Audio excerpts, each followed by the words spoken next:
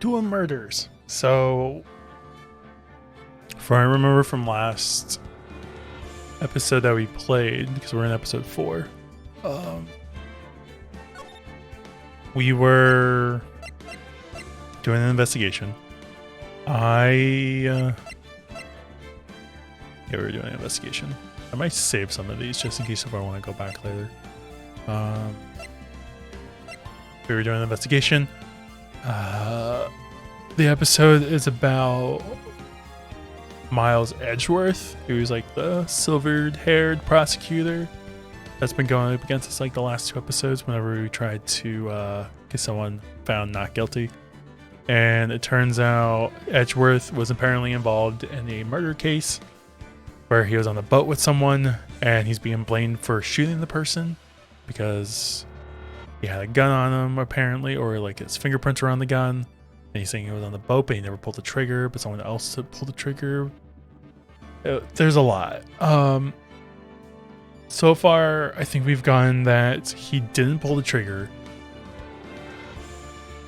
The fingerprints that were found on the gun were his, but they looked like they were planted.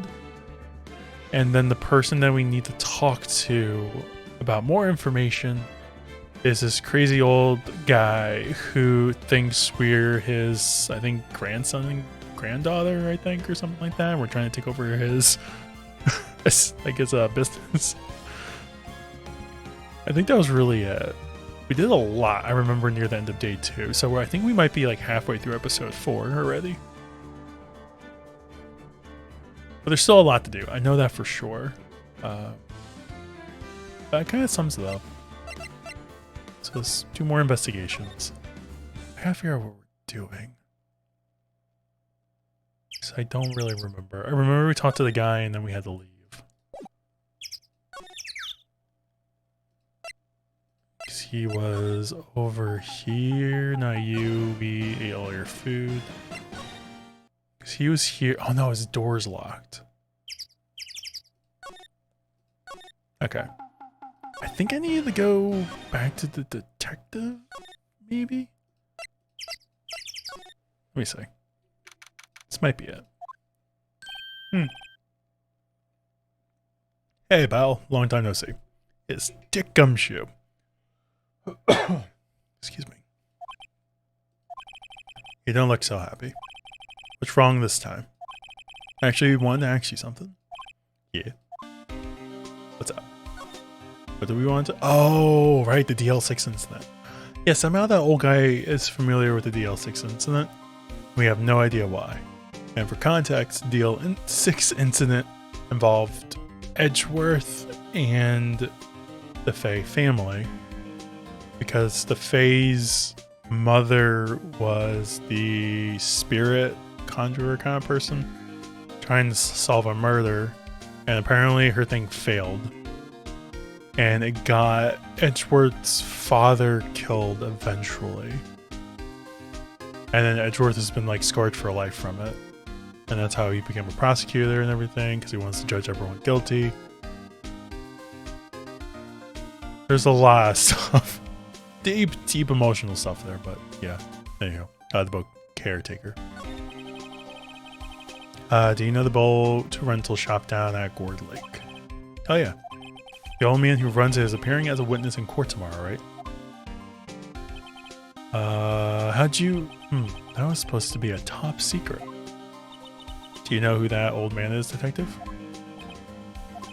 Actually, I don't. He's a bit of an odd bird. Ba-boom shush. Thank you, Lang. He's a bit of an odd bird. I haven't been able to get a straight answer out of him. I decided that he wasn't persuasive enough to stand and testify as a witness. That's why we called Miss Lala Hart yesterday. As for who he is, I have absolutely no idea. Sounds suspicious.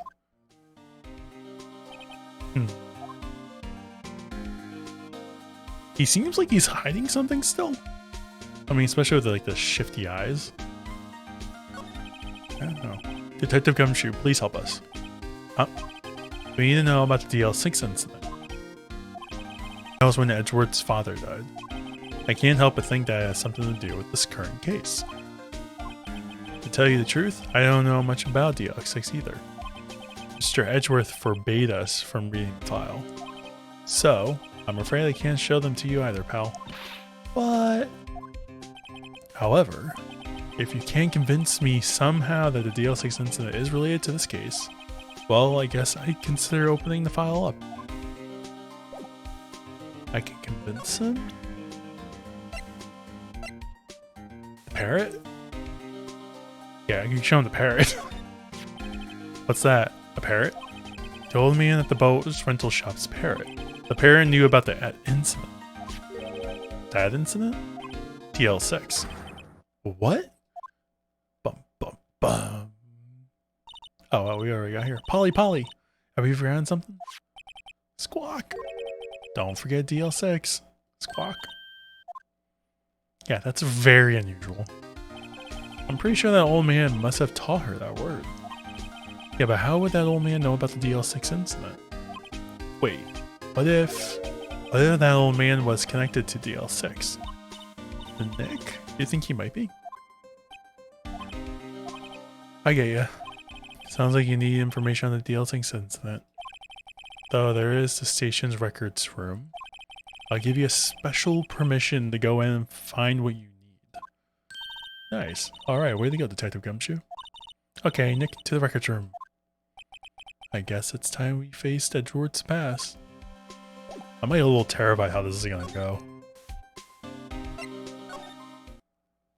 I think this is gonna get really, really dark. Police Department records room. Wow. It's amazing.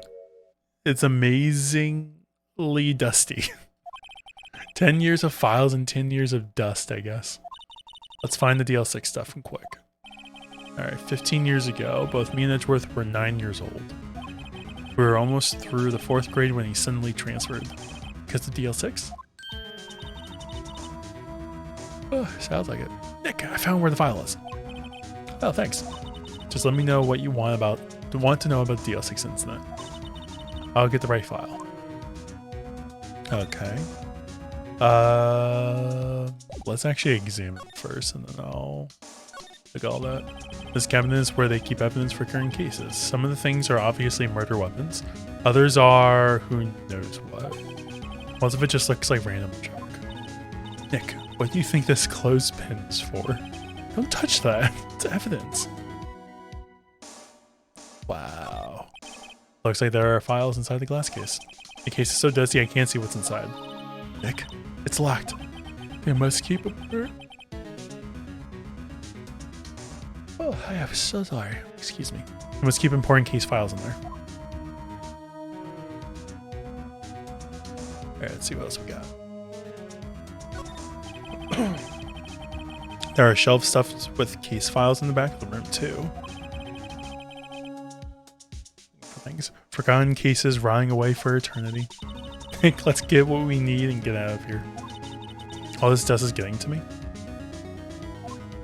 Okie-doke. What else we got? There are files of collected case reports.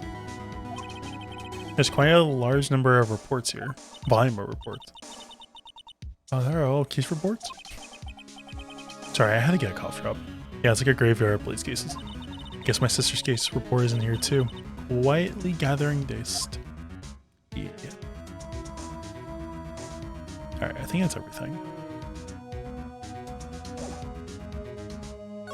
Alright, let's find out what we got. Find out what we can get. Well, first I have to get a handle of the main facts like a summary. Found it. Here you go. December 28th, 2001. That's exactly 15 years ago from the day after tomorrow. Wait, so the in-game year is what? 2016?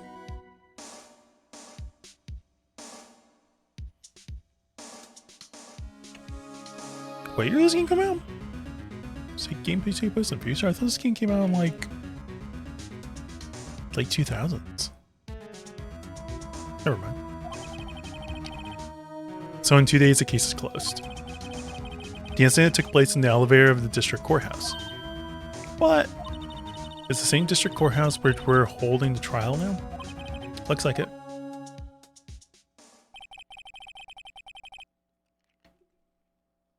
Oh. There was a large earthquake at 2 p.m. on that day. Part of the court building collapsed and all of the lights went out.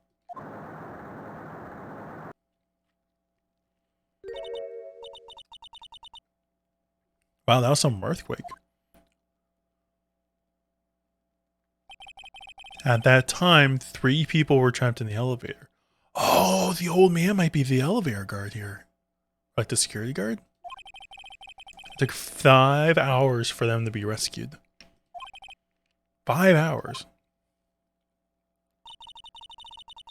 That would be scary like that in the dark. There was a lack of oxygen in the elevator and the survivors were unconscious. The survivors? One of the 3 in the elevator had been shot in the heart. That was Mr. Edgeworth's father, wasn't it? He said that his father was shot before his very eyes. So Miles Edgeworth was one of the other passengers in that elevator. So right now I'm starting to think like maybe the old guy that we spoke with might have been the other person that was in the elevator with him. Or maybe he was responsible for the murder.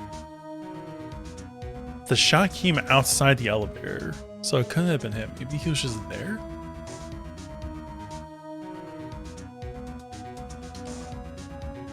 Actually, I suppose he could have been the sniper. Like, okay, here's a theory that I have.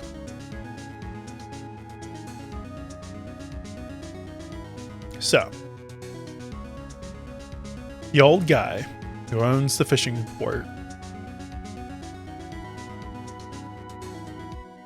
is the killer for both incidents, because he might have been a sniper. So maybe let's say he was like a sniper. He had the weapon somewhere in his little shop.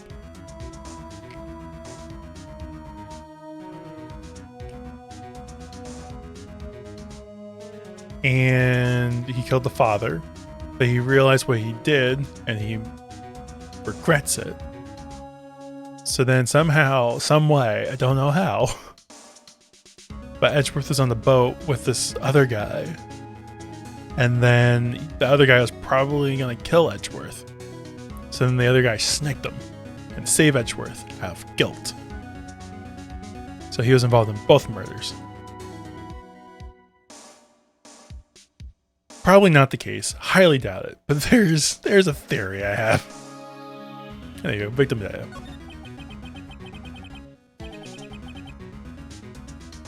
Do you have data on the victim, Edgeworth's father? Yeah, hold on. Victim. Here, found it. Gregory Edgeworth, 35, defense attorney. If he were still alive, he'd be 50. He had lost a day's case in court and got in an elevator with his son, Miles.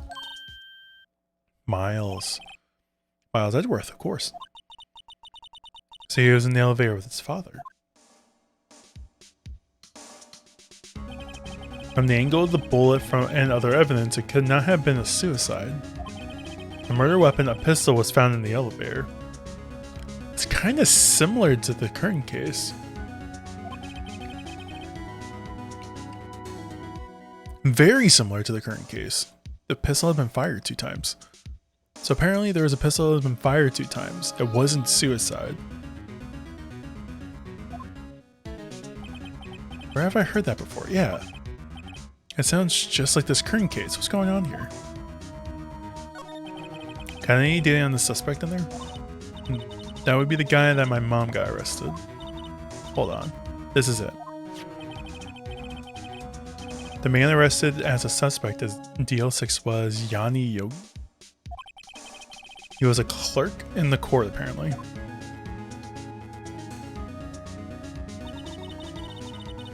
So he must have been the 3rd person in the elevator, who I'm starting to think was the Shaki. Well, then he had to have done it. But he was found innocent thanks to his defense lawyer, Robert Hammond. Hammond, the victim in our case. Right. The suspect, Mr. Yogi, was oxygen deprived so much he had brain damage, and that's why he can't remember anything now. Yeah, he's 100% the shopkeeper, the boat caretaker, sorry. He lost all memory of being in the elevator. After he was declared innocent, he disappeared. Where could Yogi have gone to, I wonder? He may be closer than we think. It's the caretaker. Like, that's Yogi's the caretaker. Moving on. I guess I know generally what happened in DL6 now. I still don't know what sort of impact the whole thing had on Edgeworth. Nick, are we going to take the whole file? There's too much. We'll never get it out. You're right. How about we just take what we think we'll need? Alright. Right. That's probably all we'll be able to find in here. Now all that's left is the trial tomorrow. I wonder how Dad will do testifying in court. So we were close to the end of this episode. Yeah, this is going to be interesting, because I'm sure we're going to have a trial, and then we're probably going to have like one more day of investigating, because it's probably not, I would assume it's not going to be everything. So it might be a 3-day trial. We never know. Okay. Save here. Sorry, I have a cough drop. Treason. How are you? Welcome on in. Happy almost Tuesday.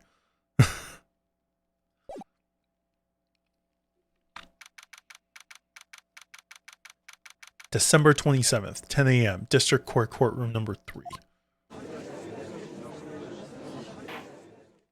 Here we go. Court is now in session for the trial of Mr. Miles Edgeworth. The defense is ready, Your Honor. Very well, apparently the prosecution is also ready. Who is the judge here anyway? Mr. Von Karma, your opening statement. I love this guy. Such a douche.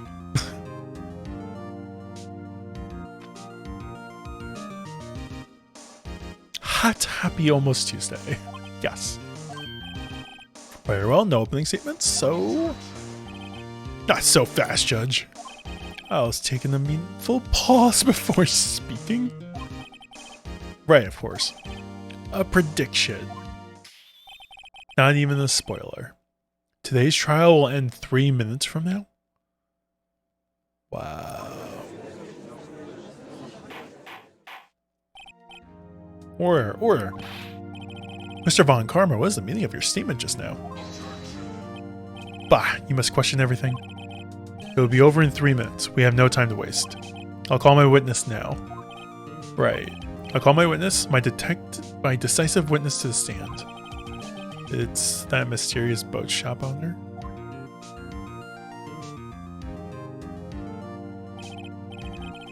Witness, state your profession.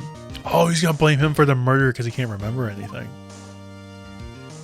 Or no, he's gonna be... Never mind. I'm the proprietor of the restaurant, the Wet Noodle at Gourd Lake. And I also rent boats. The night of the incident, you were in the boat rental shop, correct? He has to state his name. Yup, I was. Please testify. The butler did it.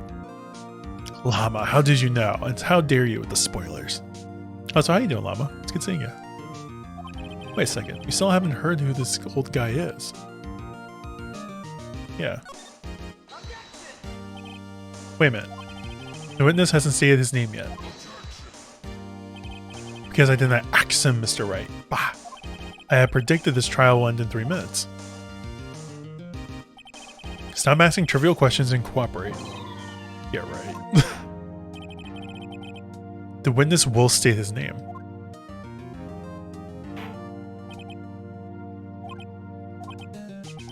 Butler. I'm so sorry I had to. How could you? It's good seeing you, though. I need a boat, or at least a decently sized floaty. He's sleepy. He doesn't remember anything, apparently, and I'm starting to think I know who he is.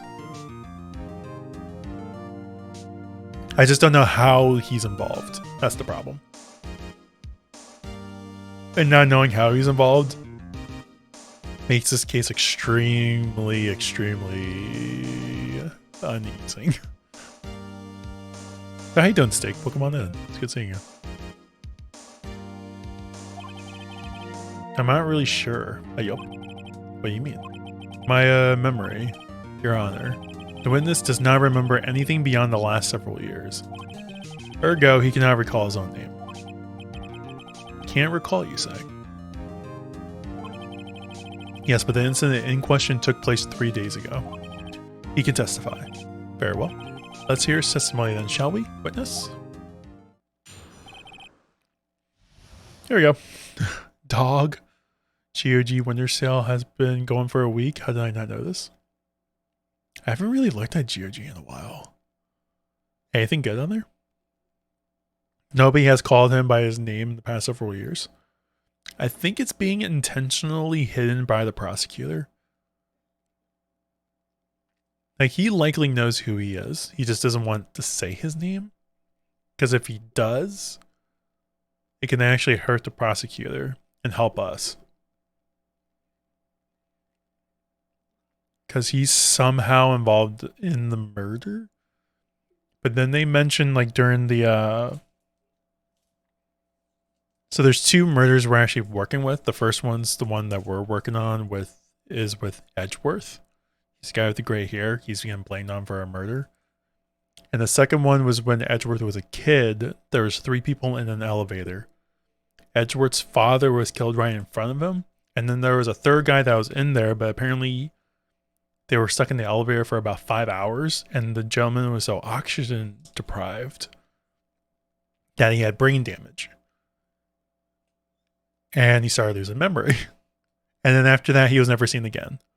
His name was like Yogi something, or like Mr. Yogi.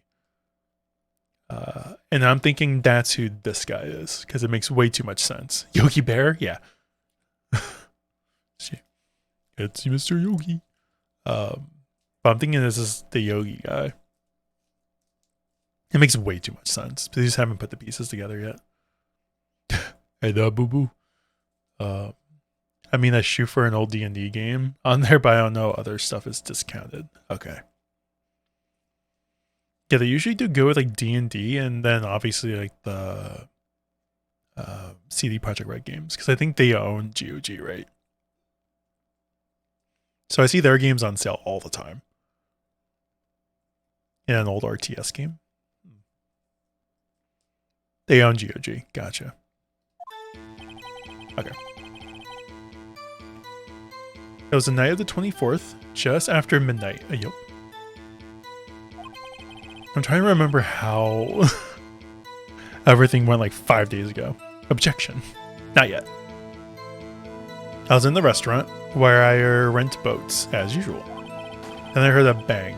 Yup.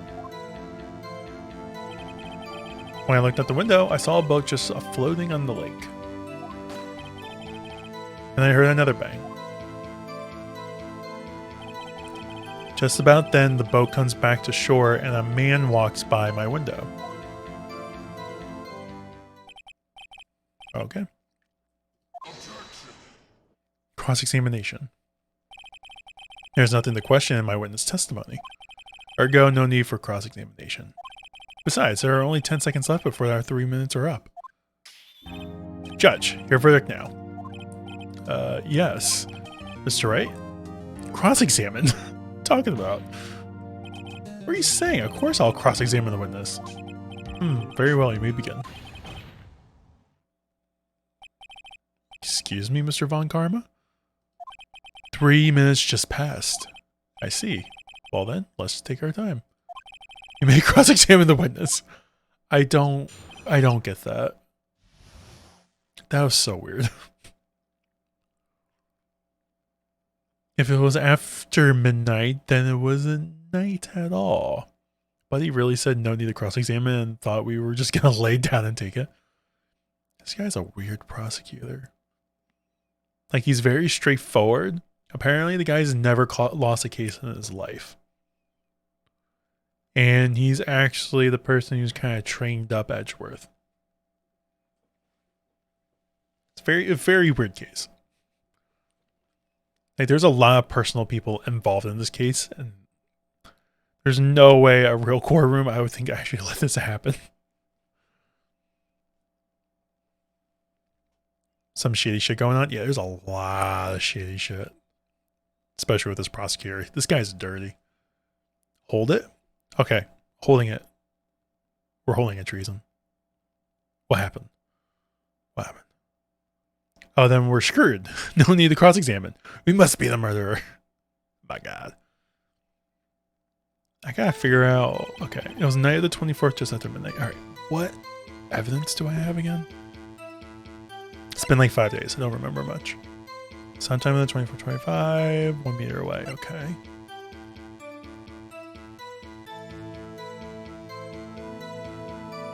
So that was taken at 12:25 at 12:15 a.m.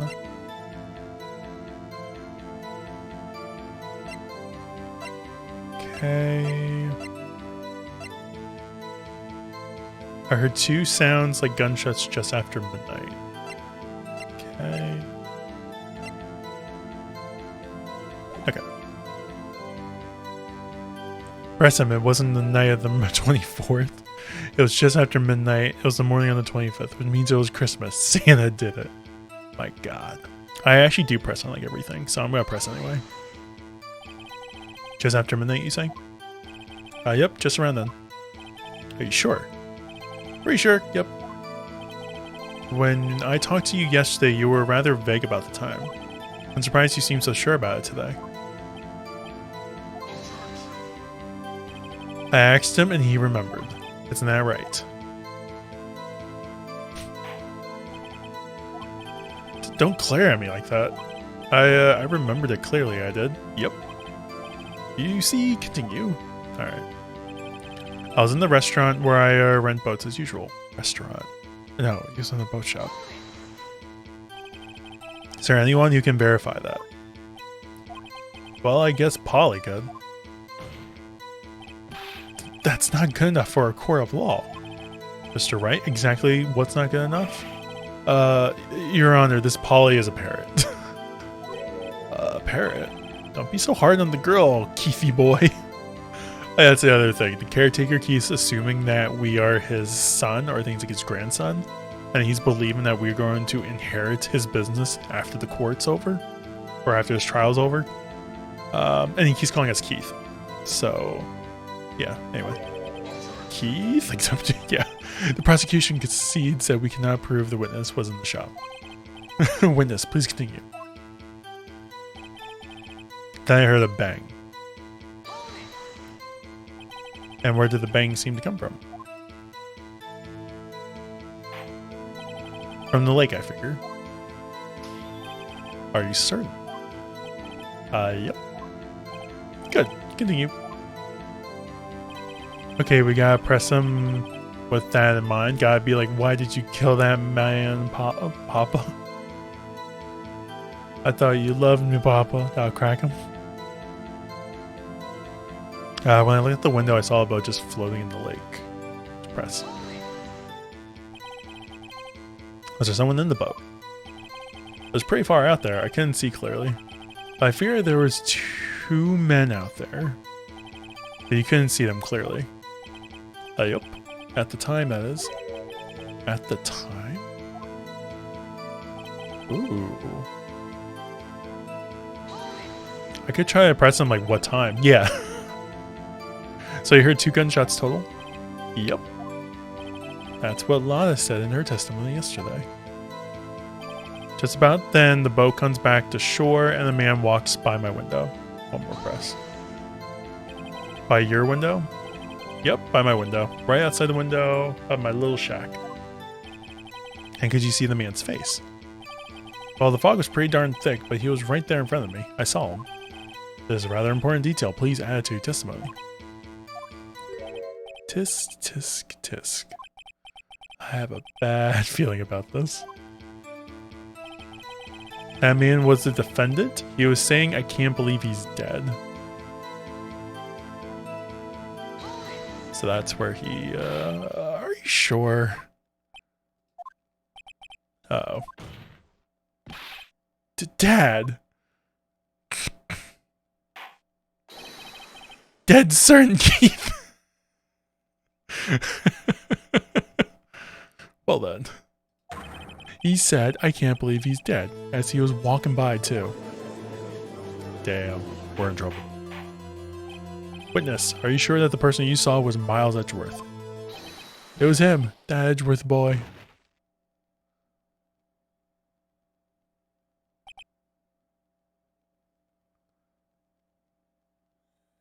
There was another witness. Grams had a stroke. Strunk.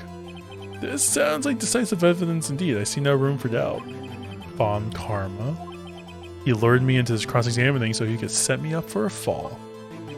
Tisk, tisk, tisk. Nick, don't like the way things are going here. Everyone in the courtroom is glaring at us. I better act quick or this is going...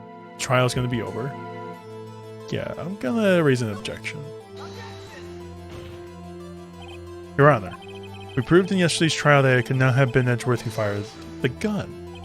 Mr. Wright, are you referring to the fingerprints from Edgeworth's right hand found on the gun? And the photograph showing a man firing with his left hand? Exactly. Uh-oh. That is easily explainable. He could have wiped his prints after he fired. You are ignoring the truth of the matter here. Everything in this witness's testimony is true. The judge is lost in thought. What should I do? I'm going to object again. Your Honor, this witness claims that Edgeworth said, I can't believe he's dead. But his word is all we have. If he were telling a lie... Mr. Wright, in a court of law, the evidence tells all. Apparently you have yet to realize this, even the basic facts. If you say his testimony is a lie, show us proof. Do it. There's nothing I can do. Are you sure? To be honest, I don't know what to do anymore. Please, can you hear me, sis? Please, we need your help. Nick needs your help. 3 minutes was perhaps too high an expectation. However, 15 minutes isn't bad. It's supposed to be a new record. Enough. The witness may leave the stand. Oop, Grant, yeah. The witness fell asleep. This court sees no reason to further prolong the trial, nor is there any need for more time to decide the case against the defendant. This case is extremely clear. I see no room for misinterpretation of the facts. What? No. This court finds the defendant, Mr. Miles Edgeworth. The accused will surrender to the court immediately. To be held... Oh, wow. Well, there you go. I think I got a game over. Wait. Oh. Who is that? There's a reasonable doubt. Get back here. But... What? Larry? It's Larry Butts. He already slammed his gavel down, so I'm like, there's gonna be problems here. Bro, all we have is a testimony of a senile old man. I don't know why Larry's here. Actually, I kind of do. He was there the night of the murder. Listen. You gotta listen to me. Doesn't know who Larry is. So Larry Butts is his name. He's a good friend of Phoenix Wright. And he's also a friend of Edgeworth.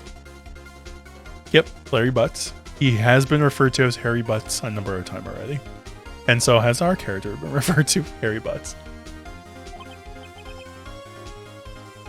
I was there in the park the night of the murder. I wasn't sure about it until just yesterday. But today I remembered it. Remembered what? The gunshot. I heard it too. He looks like the kind of guy who would lie down the stand. The very first episode actually involved Larry. He was getting blamed for a murder that he did not commit. which seems like the theme of the game. It's just murders that he didn't commit. He killed someone, oh my god. He did not. I found out it was like some other creepy stalker guy who killed like an ex-girlfriend of his. Well, not even so much of a girlfriend, it's just someone he kept giving money to. But yeah, he was there, but he didn't do the murder.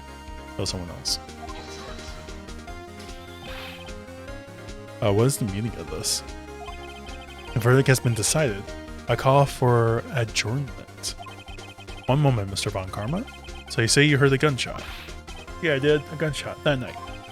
I was sitting here in the audience listening to the testimony, and I realized something he said was different from what I remember. Anyhow, I can't just sit here and let you call Edgy a murderer. It's just not right. I'll testify. Let me testify. Order, order. Well, this is the first time something has happened like this in my court. I'm not quite sure how to proceed.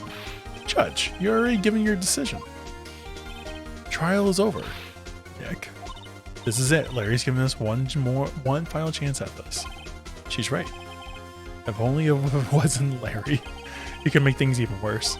Mr. Edgeworth was just declared guilty, Nick. It doesn't get any worse. You're right. Okay. Your Honor. If there is another witness, it is our duty to hear him speak. Right here, right now. Waste of time. The verdict cannot be overturned.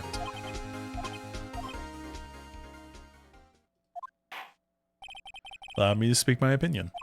In all court proceedings, it is our duty to prevent an inaccurate verdict.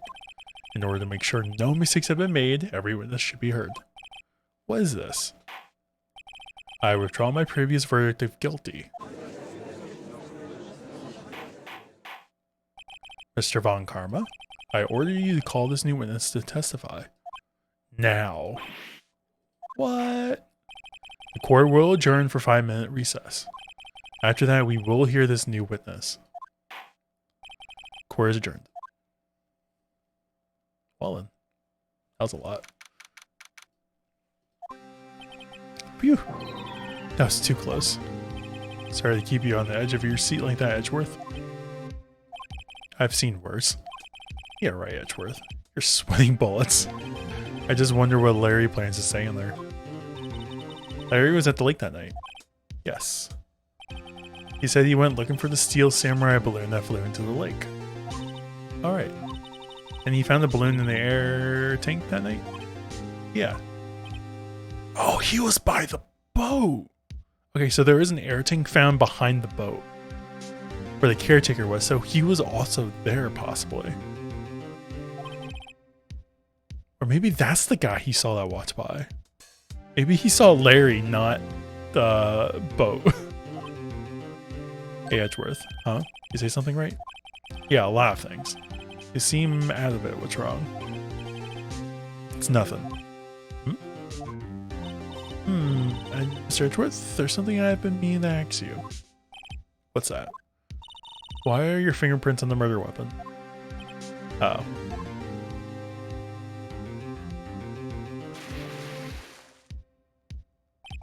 When he fell into the lake, I went into daze. I couldn't understand what happened. I couldn't think straight. Then I saw the pistol lying on the floor of the boat in front of me. I picked it up without thinking. I didn't even have a reason, really. I see. Right? Yeah. This might be our chance. Our chance. Von Karma has only ever run perfect trials. Perfectly prepared witnesses, perfectly complete evidence. That's the secret to his success. This is the first time he's ever had to deal with something unexpected. He has to let someone he hasn't even talked to testify before the court. And that someone is Larry. Where are you getting at? It's likely his testimony would be full of holes, right? Is this the same case with the photography lady looking for lake monsters? Yes. So this is the guy that's actually getting blamed for the murder. Same case. It's like a continuation of it. She's really no longer involved. Her testimony was kind of just a bunch of loose ends. And we kind of got to the point that Edgeworth didn't do it, but there wasn't enough evidence to prove someone else did. So we had to go back and look for even more evidence. And now we're kind of here. There's like another witness and then another witness. That's right, Nick. No 10-minute trial this time. We'll milk this one for all it's worth. Hey, it was 15 minutes. 15. Everything's on Larry now. We're done for. What happened with the picture they enlarged? We still have it. We can still use it for evidence. Yeah. We still have it. We just haven't had a need to use it yet. Core is now back in session. Okay. Can I save here? Just in case things go south. I want to keep... I'm going to keep both of those. No, we'll just make a new save. Witness, please testify to the court about everything you saw on the night of December 24th. Right. Leave it to me. Please, Larry, don't mess this one up. I hate to admit it, but you're our last chance.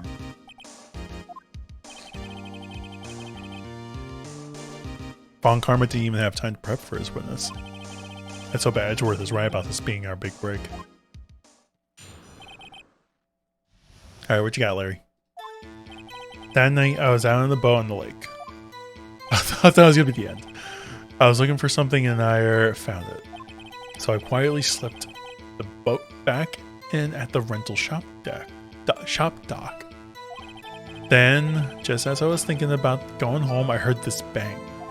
I looked out over the lake and I didn't even see a boat. So after I heard that single gunshot, I went home. So it was Larry that walked by the boat shop. That was an unusually vague testimony even for this court. In any case, Mr. Wright, you may begin your cross-examination. Yes, Your Honor. Draw, Nick. It's Larry. I have no idea what he's going to say if I press him. I'm a little scared. Well, we've come this far. There's no way to go back. No way to go but forward, Nick. Alright, cool. There we go. Alright. That night, I was out in a boat on the lake. I was looking for something. I found it. What was the thing? Looking for something? Yeah. Mr. Butts, what was it you were looking for? What the witness was searching for is irrelevant. Most likely he was hunting for this Gordy. That's surprisingly close to the truth in a sense. This is all irrelevant. Let's get it over with. So I quietly slipped the boat back at the rental shop dock. Press. Around what time was that? Well, let's see. Figure I was out searching for about an hour. Guess it was around midnight. Not sure? Hey, don't give me that face. I'm at some sort of human sundial, okay? People use watches these days, Larry. Then, just as I was thinking about going home, I heard this bang. I looked over the lake, but I didn't see a boat. Wasn't there a boat on the lake? Order. Well, Mr. Butts. Whoa, whoa, whoa. Everybody just calm down, okay? I mean, it was real foggy that night. I'm not sure whether there was a boat out there or not. Ah, okay, no problem. That's just the most important part of this case.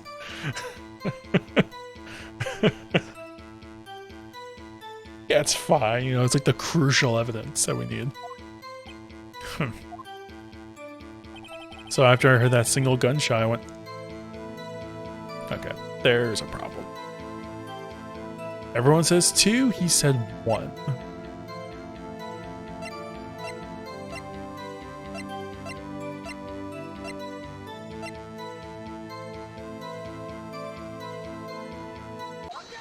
And there we go. Wait a second, Larry. But what? You only heard 1 bang? You're sure? That's what I said.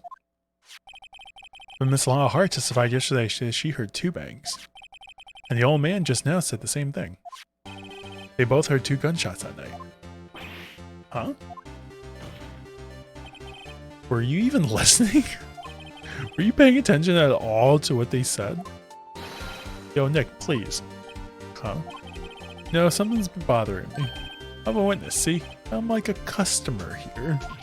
So you gotta treat me nice and stuff, okay? Mr. Butts. What? You only heard one gunshot. Are you sure? Well, to tell you the truth, I'm not sure. Not sure? How could you not be sure? Yeah, well, I might have missed the other gunshot. I was listening to something else. Something else? My radio, dude. With my headphones.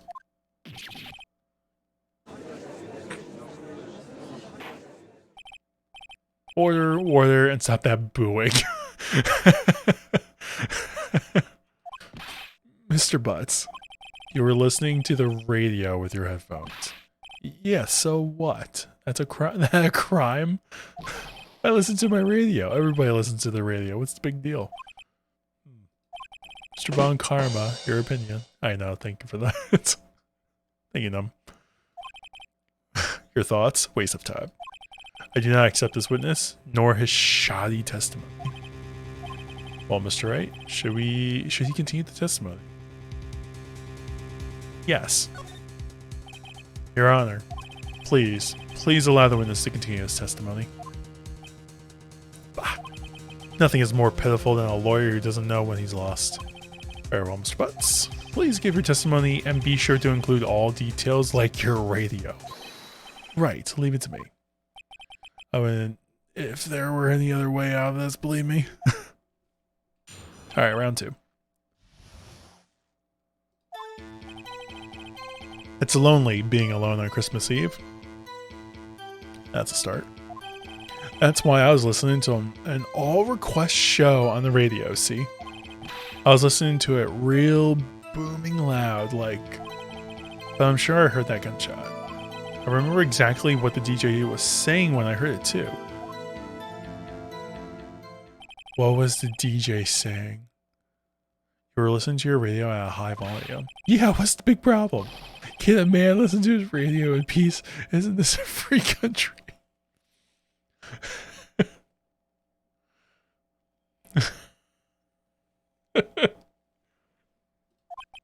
I truly believe Larry has no idea what the problem here is.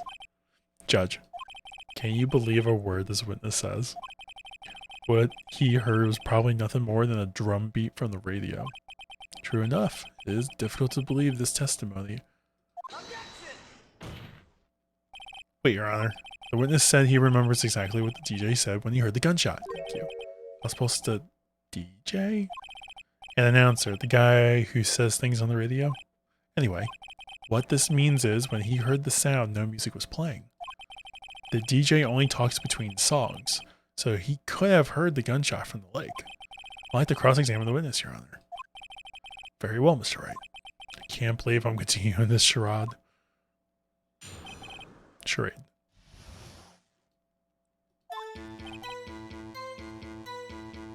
I just want to press this for the hell of it. It's lonely being alone on Christmas Eve. Hold it. So you turn on the radio. Right. I just wanted to hear someone's voice, you know. You don't know what it's like out there alone on Christmas Eve. Alone. I should have said anything. That's what I wanted. Thank you. That's why I was listening to an all-request show on the radio, see? I was listening to the real booming loud, like... Alright, I'll press this. Real booming loud. Yeah, you know. And you had the headphones on? Yep. I wouldn't think you could hear anything going on outside at all. But I'm sure I heard that gunshot. I remember exactly what the DJ was saying when he heard it too. What did he say?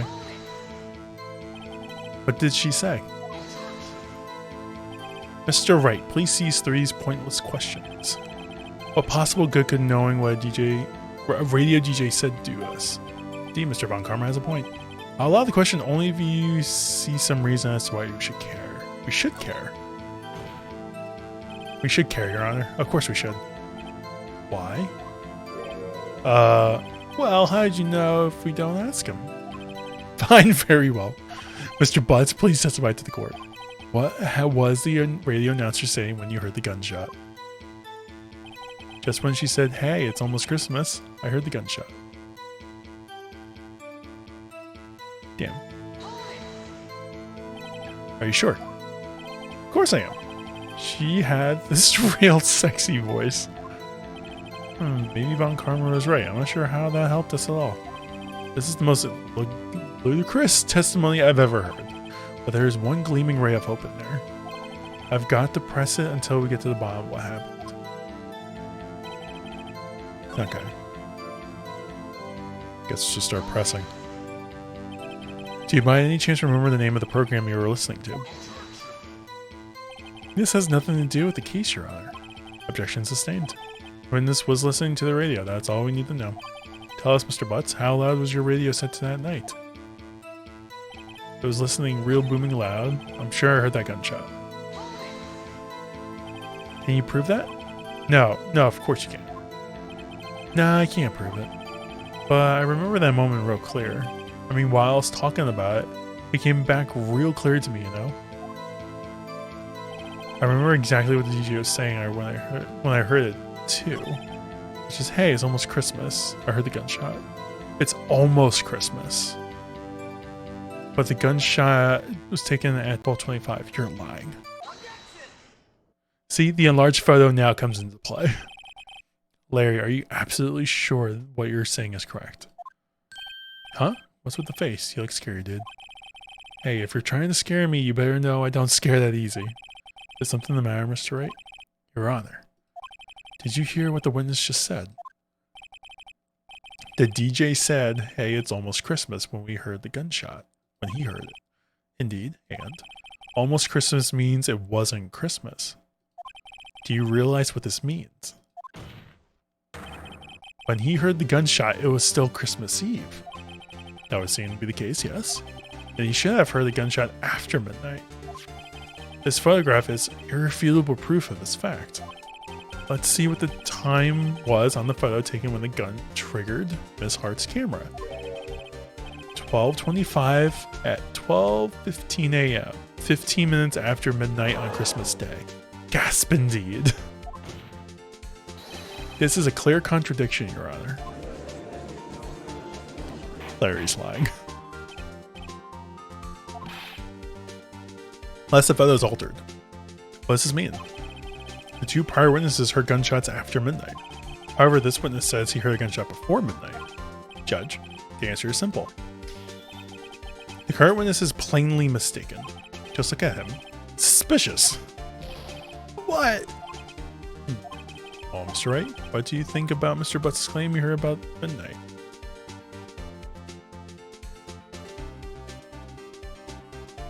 You know, I'm trying to figure out how. What if Larry's actually right and the other two are actually lying? Because it could very easily be that the photo was altered. Quack indeed. Like, what if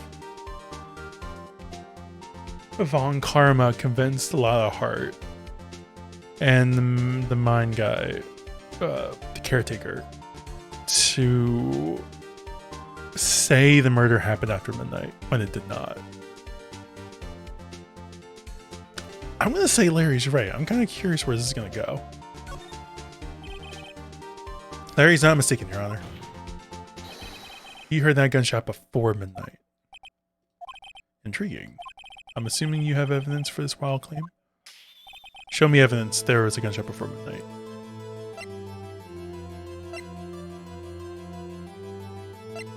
Trying to see if anything shows an empty lake taken automatically. Oh, wait. I might not have anything.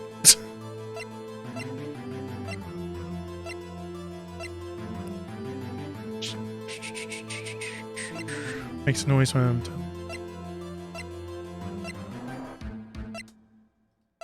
I'm trying to think what I have. So autopsy says either 24th or 25th. I think it's really the only thing I have. But it does show an empty lake. Oh wait, the empty lake. 1224. You know what? Yeah, the empty lake. Look at this photograph. Look at this photograph.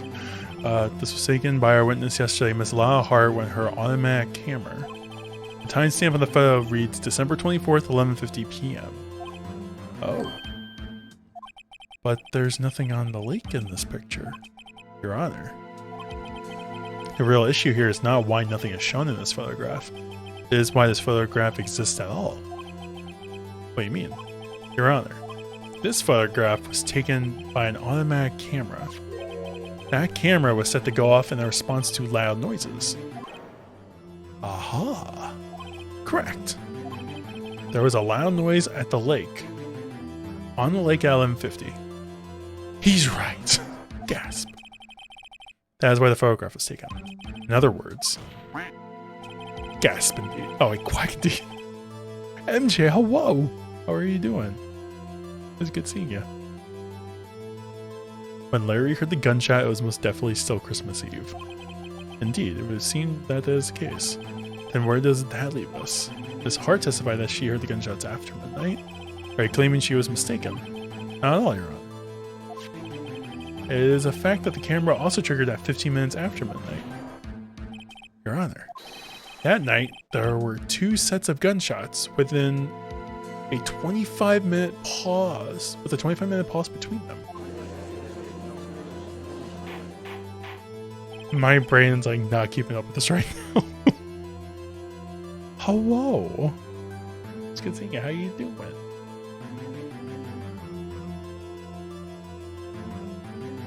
Why would this be? Don't be fooled, Judge. That camera was set to respond to loud noises. Yes. There's no proof that the loud noise at 11:50 was a gunshot. Why the witness could have sneezed, triggering the camera. Hey, my nose is clear that night, man. Clear. Well, Mr. Wright, there's no turning back now. Can you prove that the loud noise at 11:50 was indeed a gunshot? Please show the court evidence if you have any. Alright, do I have any? Alright, that shows an empty lake at 11:50. The autopsy does say 24th or 25th.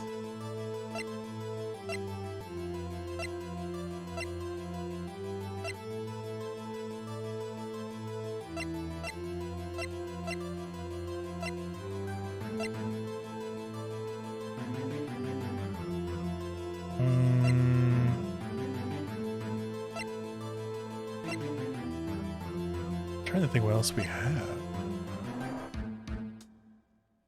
Can I look at this? No.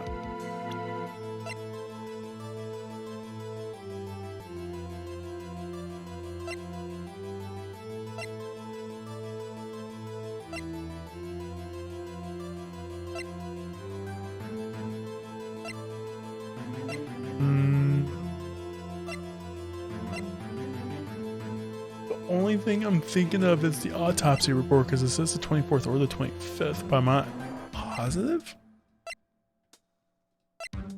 I'm gonna go for it. Mr. Wright, is that a smirk I see? Your Honor, sorry, I wasn't really sure about the evidence. Oh, come on. Can you prove that the loud noise at 11:50 was indeed a gunshot?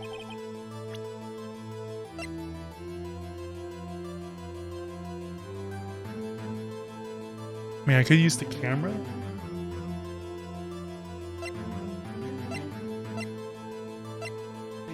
But I think the camera's the only other thing I really have. Murder weapon, 22 caliber, fired 3 times.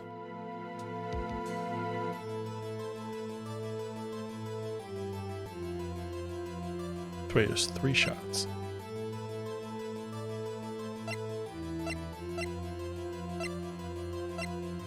I see the camera, man. It's the only thing I really got.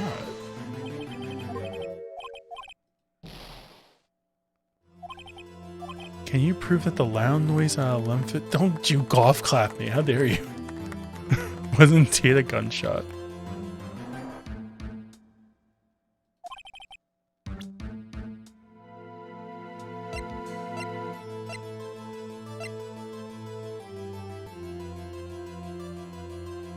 Okay. Can I prove that it was? I mean, I can show the other lake photo. It's not really do anything. I'm thinking the gun?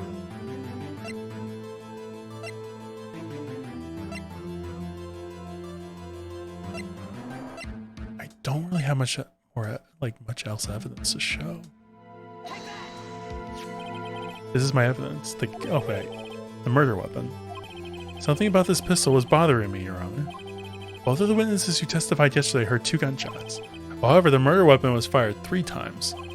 Well then, was the last shot fired? When then was the last shot fired? Only now have I realized the truth.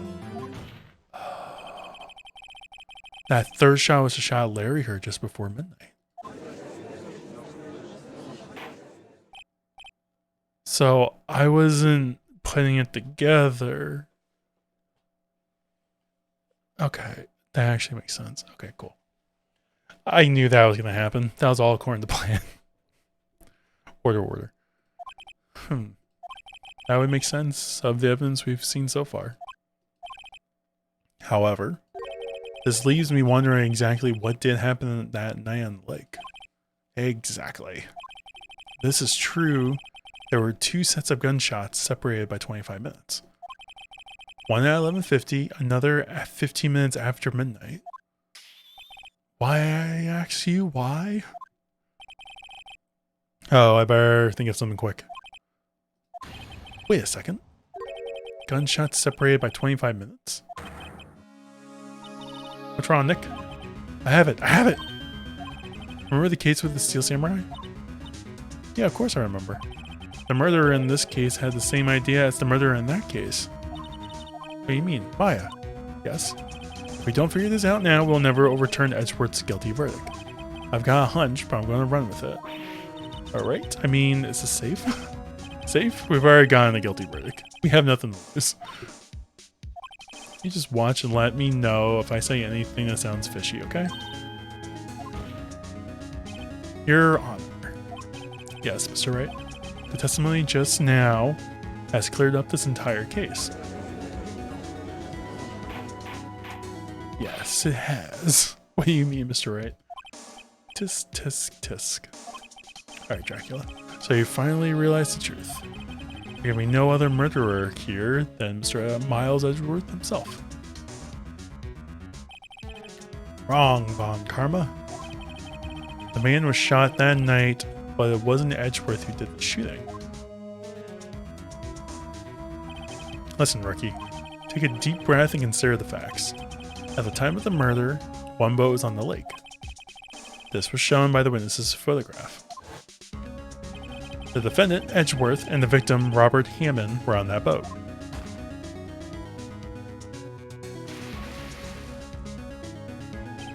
There was a gunshot fired on that boat, and Robert Hammond fell into the lake.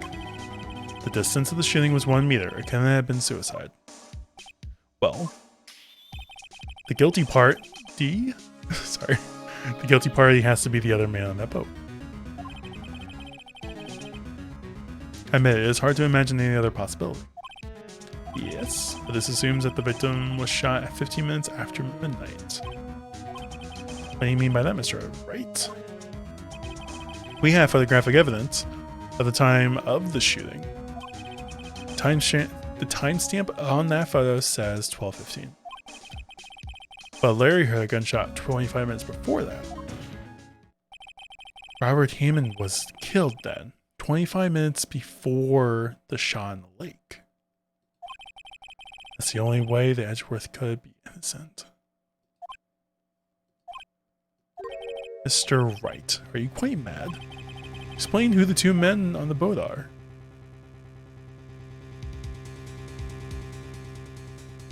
Edgeworth and the murderer.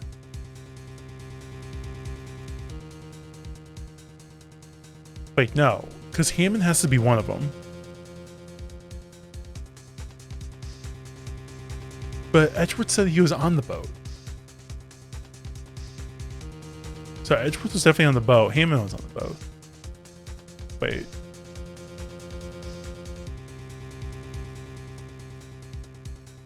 Okay, wait. Let me think about this, because Edgeworth said he was on the boat. But he was also on the beach after everything happened. But he picked up the gun on the boat, so Edgeworth was definitely there. Yeah, I had Edgeworth and Hammond. Edgeworth and Robert Hammond. Yes, I believe you are mad. That's exactly what I've been telling the court this whole time. You're agreeing with me. And yet, what did you just say? That Robert Hammond had been killed 25 minutes before the shot on the boat? Yes, that's why I said. I was just testing you, Von Karma. Mr. Wright. That was probably a bad thing to say. Your client has already been declared guilty once. I'm going to have to penalize you for this foolishness. Alright, relax. Box you again. I have two guesses, I'm fine. I think it's Edgeworth and the murderer, honestly. Because Edgeworth said he was on the boat, so... yeah. Of course, it was Edgeworth and the murderer. After the murderer killed Robert Hammond at 11:50, he assumed the guise of Mr. Hammond and met Edgeworth. What? Are you serious? Yes. Edgeworth won't tell us why he went to the lake that night. However, I have a hunch. That night, Robert Hammond called Edgeworth to the lake. Now, Edgeworth didn't know Robert Hammond's face that well. That's why he didn't suspect anything when the murderer took Robert Hammond's place. I'm not sure what to make of all this. Ludicrous. Mr. Wright? Tell us the name of the murderer, then. The murderer's name? Right. It's... I don't know. Actually, I don't know the murderer's name. You don't know? Bah! Again, you waste my time. I don't know because he never told us.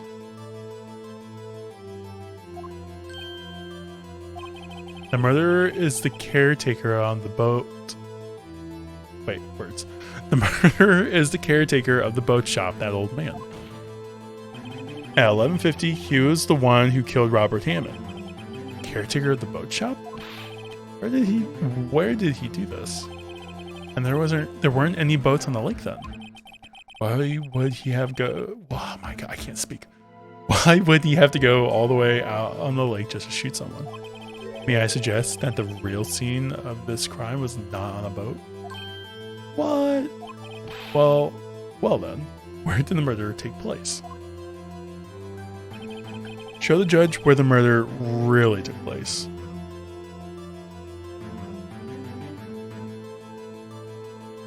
Now that's a very good question.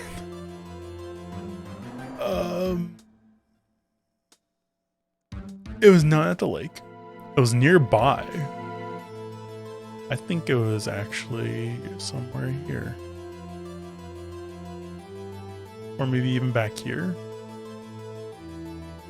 Okay, so to give you an idea, this is where we walked in. This is where the shop was. That's where Larry was at on the bottom here. So if I take this is where Larry was. This is the boat shop where he was. This is where Lala Hart was, and her camera is here, pointing out here. So if her camera was here, then I'm thinking the murder occurred somewhere in this vicinity. Because the gunshot would have to have made the camera go off, and it had to have been nearby. So I'm thinking the murder occurred at the shop. Here, of course, the boat shop where he lives. That way he could meet with the victim without anyone seeing. Do you have proof that the boat shop was the scene of the crime? Recall Larry's testimony, if you will.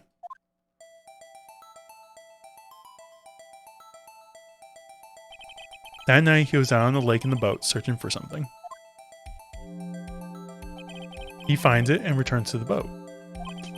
Then just as he's starting to head home, he hears a gunshot. I connected that. He heard a gunshot, Your Honor. Even though he was wearing headphones at the time. In other words, that gunshot was very, very close by. And where would that be if he had just returned the boat? The boat shop. Bum, bum, bum. Mr. Wright.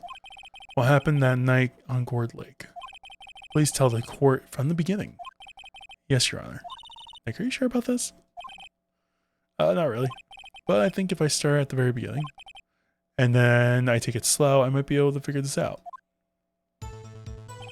That night, caretaker of the boat shop called Robert Hammond to his shop. I feel like I'm doing my own testimony. Oh, and then the parents said something about DL6. This was around 1150. Okay, that makes sense. That was when the gunshot that Larry heard was fired. After that, the caretaker put on Robert Hammond's coat. He became Robert Hammond. Then he got in the boat with Edgeworth and went out into the middle of the lake. Then who fired the pistol on the boat, Mr. Wright? The shopkeeper. Because Edgeworth picked up the gun. Of course, it was the murderer who shot the pistol. He shot twice, both Miss Edgeworth on purpose. Wait a minute. Yes. Why would he shoot twice if he didn't mean to hit anyone? Details. Notice, Mr. Wright. The moment you run out of the explanations is the moment you lose. Tell us why the murderer had fired twice. Because the first shot missed. To create a witness?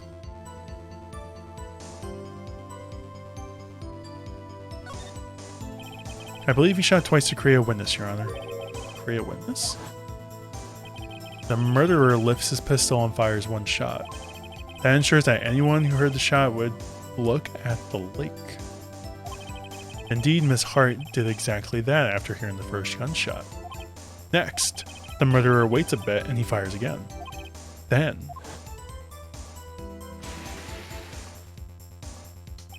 the murderer jumps from the boat himself, leaving the pistol and the boat behind him.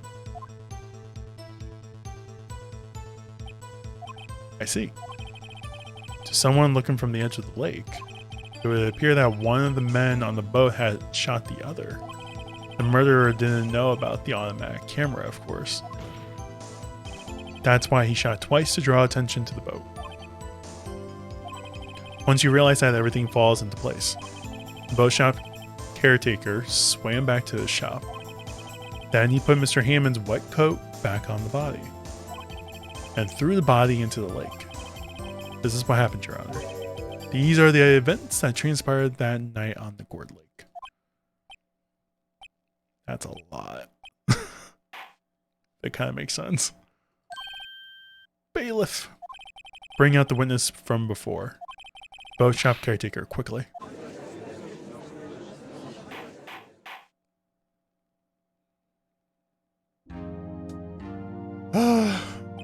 Keeps going. Very well. While we are waiting for the caretaker, I would like to ask the defendant, Miles Edgeworth, a few questions. Mr. Edgeworth, please take the stand. This is awkward. Mr. Edgeworth, you heard what the defense has said? Yes. Well, why did you go to the lake that night? What Wright has said was mostly correct. Astonishingly so, actually. Yes. Several days ago, I received a letter. The letter was signed Robert Hammond. He asked me to come to the boat shop by the lake at midnight on Christmas Eve. He said he had something very important to discuss with me. Something important. I'm sorry, I can't say what it was. Your Honor, sir. Bailiff, we are conducting the trial here. Oh no. The witness has disappeared. He isn't at the boat shop either. What? What should I do? Find him quickly. Can't allow him to get away.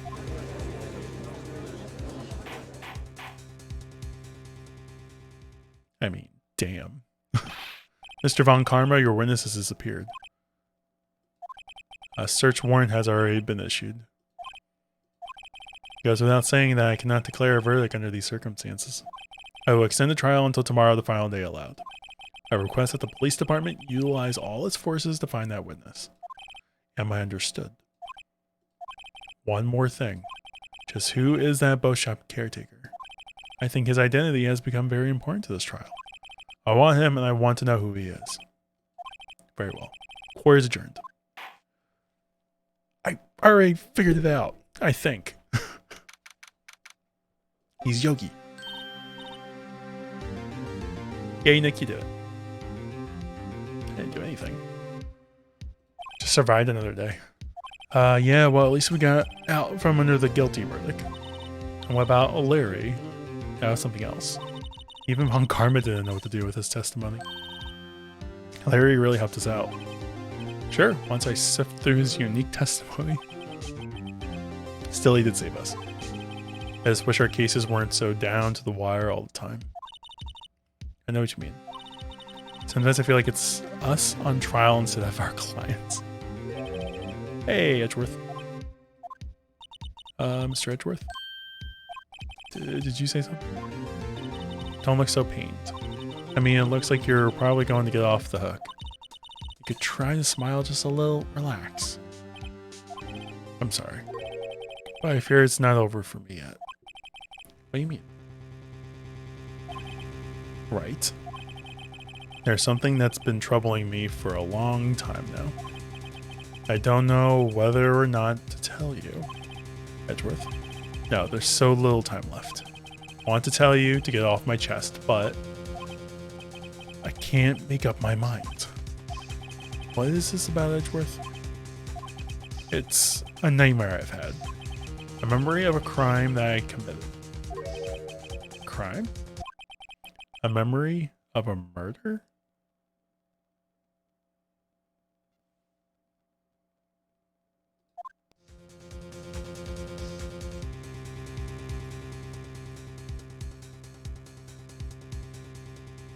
Okay.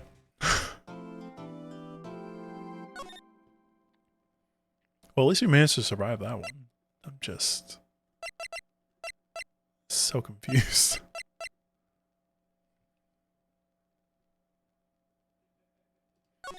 Well, GG's. Yeah, we'll save here. Trying to think of where do I want to save. That's what she said. Exactly. She did not.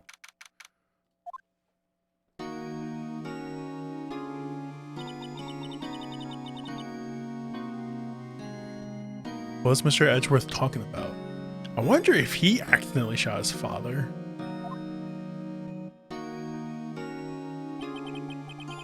That'd be a weird twist. A memory of a crime that I committed. A memory of a murder. Do you really think Mr. Edgeworth killed... I don't believe it, not Edgeworth. Some painful memory has been troubling him recently. Oh, I'm so sorry. But you never take someone's life. Never. Nick? Yo, how's everyone doing? What do you think of my performance today? I am swooning in the aisles, huh, Maya? Swooning? Me? Oh yes. I do remember feeling faint. Right on. Tell me the truth. It was like love at first sight, right? Right, Nick? Me? Well, maybe my heart skipped a beat or two. I think you can do better than that. Come on, I saved Edgeworth in there, dude. Edgy. Guy should be bowing before me. Yeah, bow before your hero.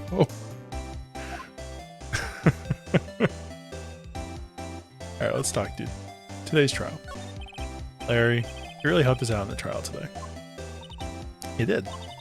If you weren't there, Larry, I'm sure Mr. Edgeworth would have been found guilty. But seriously, Nick. The boat shop caretaker guy is pretty suspicious. But Edgy ain't off the hook yet. Way to spoil the mood, Larry. Yeah, there's a guy sitting in the audience, you know. But from where I was sitting, Edgy seemed pretty edgy. I mean, can you really... No, he's telling the truth about that night. Nick, I don't know. But what do I know? What I do know is... I'm going to believe in you two until the end. Us two. Edgeworth and who else? You mean me, right? Nah, he means me, right, Nick? Yeah, you, Larry. Not me? But why you, Larry? Huh? Actually, yeah. Why me, Nick? Enough with the silent treatment. Alright. Nick, why do you trust Mr. Edgeworth so much? I mean, he's changed recently, true. When we first met him, he was kind of a jerk, don't you think? I didn't know him back then. Back when he wanted to become a defense attorney. Wait. Was that when you two were classmates? Yep, in grade school. They saved me? Miles? And Larry. They saved me and I'll never forget it. That's why I became a defense attorney, you know? What? Hey, Larry. What's he talking about? Huh? Sorry, I kind of forgot. Okay, Nick, out with it. I'm going to hear this story today, and that's final. Okay. It's kind of a long story, so hang in there. It was the very end of the 3rd grade. I was on trial. A class trial. Oh, a class trial. Maybe that's what he meant. You remember, Larry? Spring, end of 3rd grade? Kid in our class got his lunch money stolen.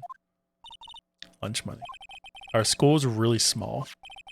Every month, kids would bring in an envelope with money for lunch from home.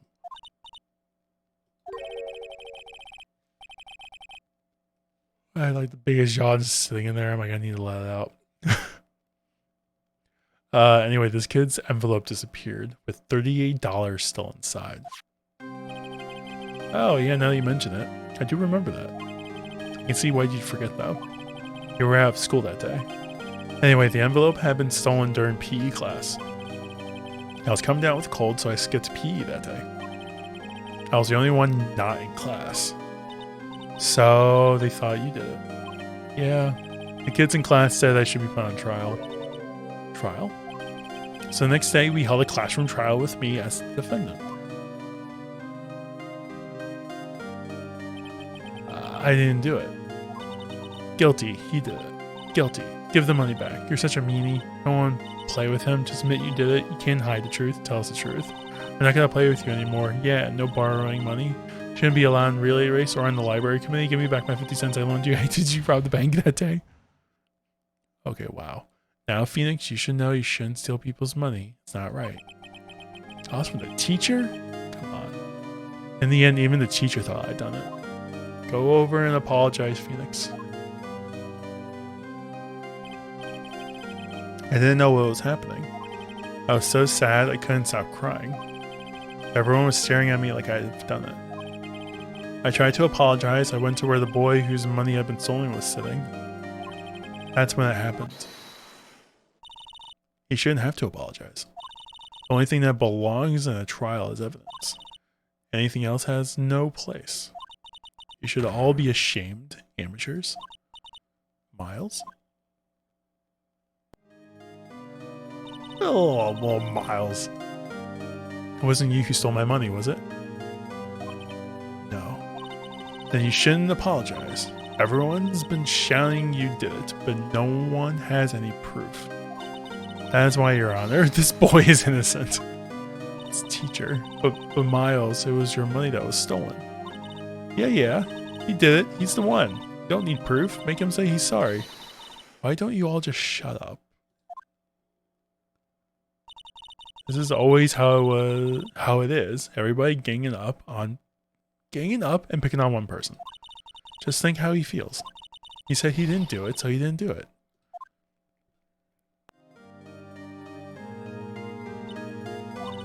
Very well. I will replace the money myself. This class trial is over. So you never found out who got the money. That's how it happened. After that, the three of us were the best of friends. Wow, I had no idea. Yeah, I had no idea either. I mean, I forgot. Thanks, Larry. That's when I learned why it meant to be alone. Totally alone without a friend in the world. You did a good thing, Larry. Yeah, well. I was just lucky that I took the day off from school. If I had been there, they would have thought I'd done it. So I took it kind of personally, see?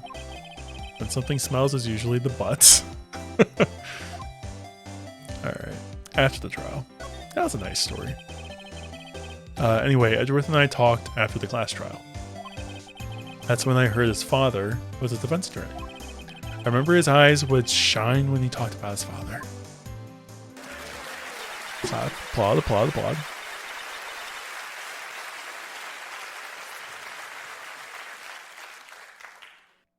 Very well. Good story. Bravo.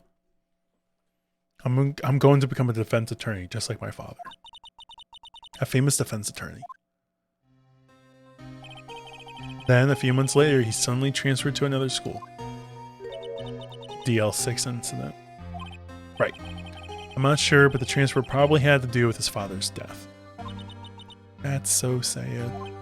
It was several years later when I heard Edgeworth's name again. There was an article about him in the newspaper. The headline was something like "Dark Suspicions of a Demon Attorney." Fabricating evidence, manipulating testimonies, covering up facts. The article said he'd do anything to get a guilty verdict. Anything. But why? What happened? I mean, that's not the Edgy I used to know at all. That's what I thought too. I tried to get in touch with him I don't know how many times. He never replied. He was so I'm thinking like Edgeworth was probably so scared to get close to everyone that he would like open himself up again. He just wanted to keep like everything to himself. I feel so bad for the guy. Like he comes off as a dick, but he just needs his friends.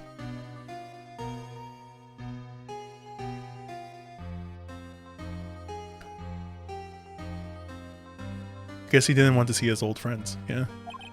I couldn't just drop it though. I wanted to meet him, to learn why he had become who he become. That's when I decided. Wait, you don't mean that's why? That's why you became a defense attorney? To meet Edgeworth? If I was a defense attorney, I knew he had to meet me whether he wanted to or not. In court. Edgeworth believed in me and I believe in him. He's in pain and no one's on his side. I'm the only one who knows the real Edgeworth. I'm the one who can help him. Whoa, Nick. So, is that why you helped me out for free? Yes. I helped you because I believed in you. Except I don't remember saying I'd do it for free.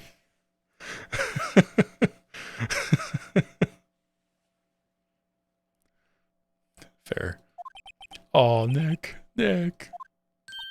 Nick. We have to say Mr. Edgeworth if that's the last thing we do, okay? Right. Very well, maybe. Thank you, number. Appreciate it. First, there's a rental boat shop caretaker. We need to find out who or what he is. I settle for who. I guess I can clean out some of this evidence I no longer need. So what evidence did I clear out?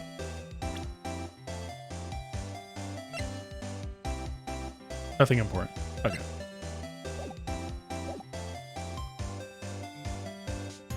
So where am I going?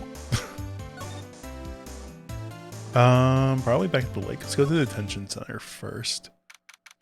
Hey, Edgy. You look as grim as always. Mr. Edgeworth, I heard the story about the class trial. Class trial? What do you mean? You don't remember? No, I don't. Your lunch money was stolen, wasn't it? In 3rd grade? Lunch money? Oh, all right, yes. I seem to remember something like that. Nick, I think you're the only one who really remembers. Well, it probably only really mattered to me anyway. Mr. Edgeworth, didn't you know? That trial was the reason Nick became a defense attorney. Ridiculous. Gee, thanks. That said, does this sound like the kind of thing you'd do? You haven't changed a bit, have you, right? So simple, to a fault even. Well, maybe, yeah, but I think you changed too much, Edgeworth. Perhaps. Why prosecute? Hey, Edgeworth, why did you become a prosecutor anyway?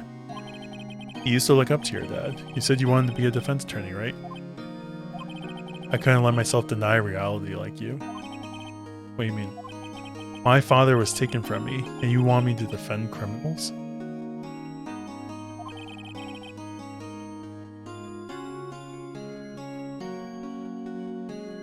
I could kind of see what what he means by that. Okay. I'm sorry, right? But I'm not that good of a person. One suspect was apprehended in your father's murder, right? Yes. That man trapped in the elevator with my father. His name was Yanni Yogi. He had to be the shooter, any way you look at it. Yet, he was found innocent. That defense attorney got him off the hook. That would be Robert Hammond. So why would the caretaker shoot Hammond then, if Hammond saved Yogi?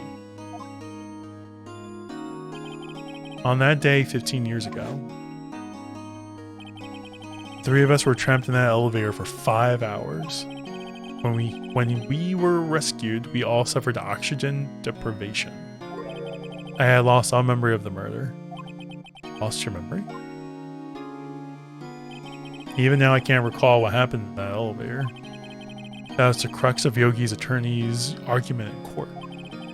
He claimed Yanni Yogi had been not sound of mind due to oxygen deprivation. Yogi was released due to a lack of evidence, innocent. That's when I changed my mind. I started to hate defense attorneys. Damn. What's your relationship with Von Karma? He's my teacher and a man who deserves respect.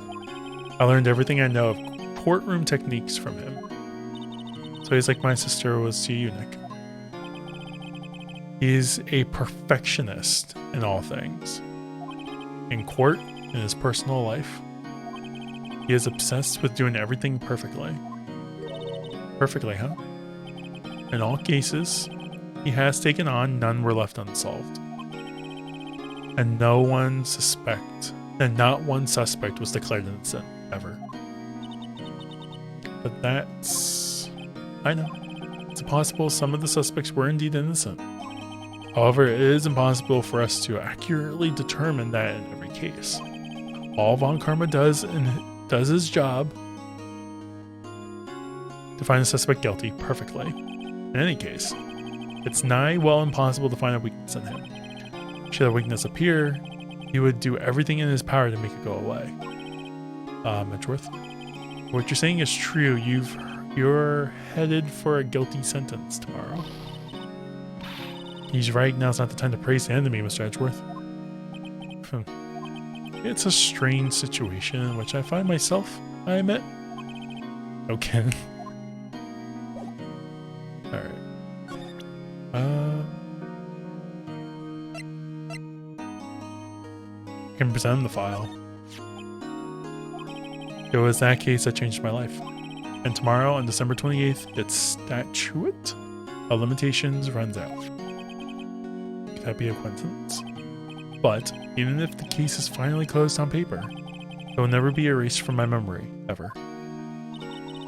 Or Mr. Edgeworth. Don't show him the photo of his father. So, I got nothing else. Alright, let's go. I think I need to go to... We'll go back to the Criminal Affairs Department first. See if they have any information. Looks like the detective... Alright. He won't be coming back today. Oh, really? He said there was some guy he had to arrest by tomorrow. He shouted something about catching him if it's the last thing I do, pal. Color gumshoe. Good for him.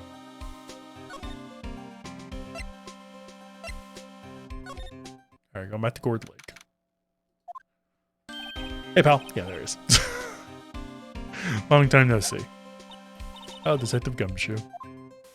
Close one today, eh? I got so worked up I snapped my tie in half. Sorry about that. No problem, pal. Thanks to you, we now know who really did it. You mean the boat shop caretaker? Like, I'll make you a promise. I'll have that scoundrel in my custody by trial time tomorrow. Come what may. It's my duty to you as a police officer. Now I'm off to catch a criminal. Off to catch me a criminal. Detective Gumshoe sure is active today. Oh, one more thing. No one can go into the woods today. The woods? where a lot was camping. The woods are off limits to camping, and apparently the park ranger found out. So sorry. Got pretty mad. No one can go in for a while. Guess Lala's in a lot of trouble. Bravo. Well done. Anyway, I'll be seeing you tomorrow. Alright.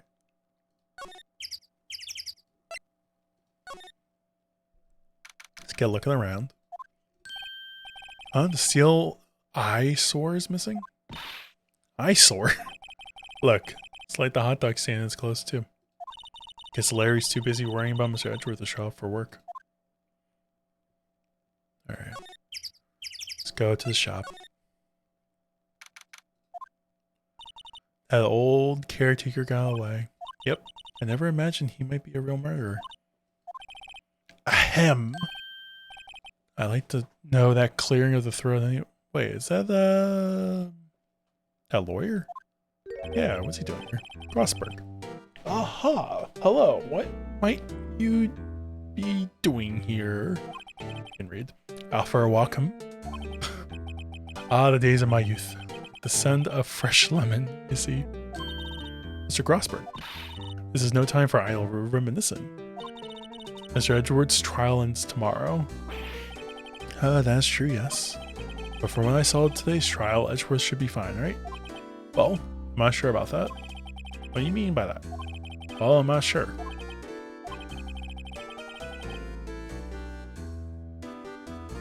I'm gonna have like a yawn counter at this point. If you find anything out, come by my office at once. Maybe be able to offer you some assistance. Neat. Thanks. What do you think Mr. Grossberg was doing here anyway? Who knows? Alright, can I move? I want to go inside the caretaker shack. Nobody's home. Hello, hello. It's Quack. Hey, it's Polly. I wonder where your owner's gone, Polly. Hello, hello. Can't believe he'd run off and leave his poor parrot to fend for herself.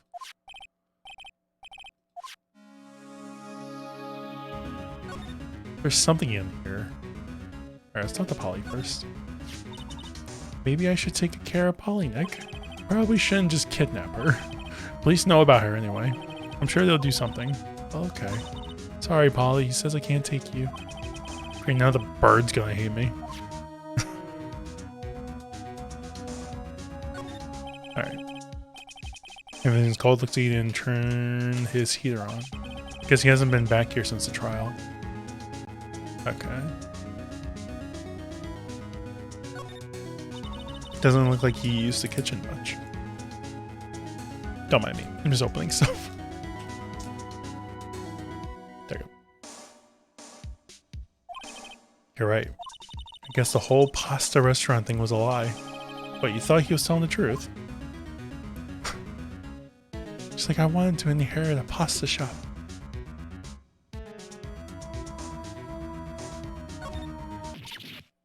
Hmm?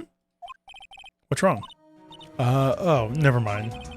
Tell me. Just when I saw the TV, I just remembered. They're showing a Pink Princess special this week. Oh. See? That's why I didn't want to tell you.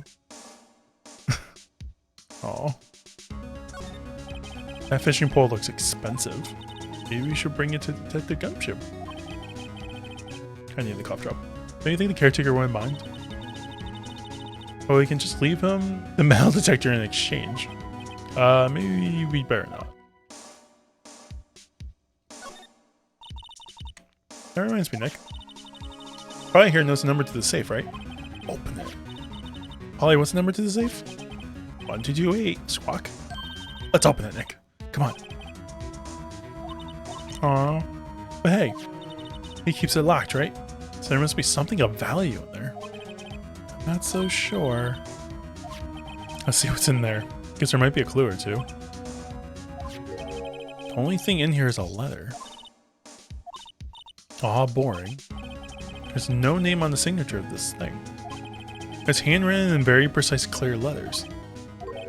Get your revenge on Miles Edgeworth.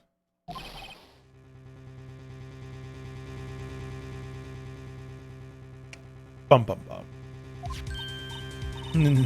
Nick. Why would Edgeworth's name be on here? How should I know? I'm going to read the whole thing. Get your revenge on Miles Edgeworth. It also says this is your last chance. Now is the time to get revenge on the 2 men who ruined your life. The rest of the letter goes on to describe the murder plot in detail. How to kill Robert Hammond and frame Edgeworth. Calling Edgeworth out to the lake, getting on the boat, firing twice. Is this from Von Karma?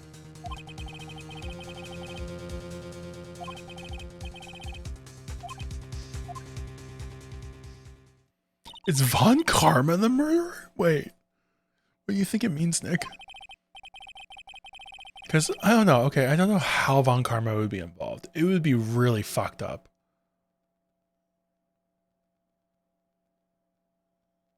If it ended up being Von Karma, like, plotting this whole thing. Like, Von Karma being, like, the reason I'm saying it could be Von Karma is because, like, the details, he's a perfectionist, right? Also, I'm sorry, I hit my mic. But he's like a perfectionist, right? So if he's a perfectionist, he wants every little bit of detail to be precise and perfect. The way that letter is written sounds like the details in the murder and everything are very precise. But there's no one else involved in the actual murder that can be a witness. But then if Von Karma's a bitch, maybe? I don't know. But like if Von Karma ended up being the murderer and ends up raising Edgeworth to be his successor, sort of, but then puts Edgeworth on his own trial to prosecute against Edgeworth, that would be so messed up.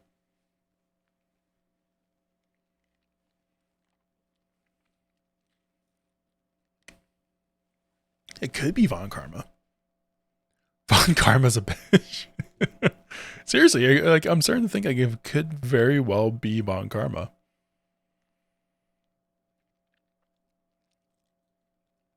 That would be insane if it ends up being that. But, yeah, I mean, we'll see. I don't know, but it looks like there are instructions for that caretaker. When he killed Robert Hammond and called out Edgeworth, he was following instructions. But who have written that letter? And what does it mean to get revenge on Miles Edgeworth? I don't know, okay? But one thing's for certain. This letter is an amazing clue. Yeah.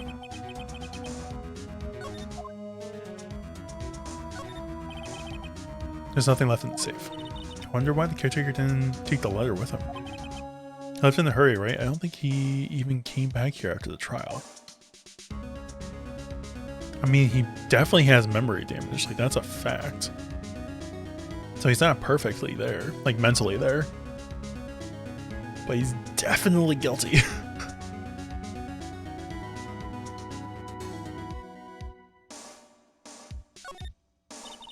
Say, Nick, don't people usually put pictures of fish up there? Yeah.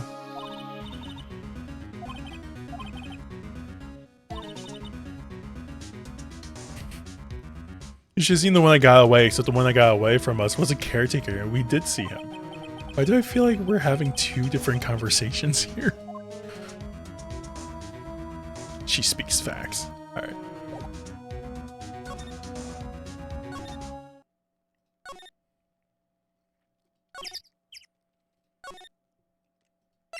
I don't think there's really anything else to look for here. I can examine everywhere, but... One day left, Nick. Yeah, I know. Well, no time to waste. Let's get going. Okay.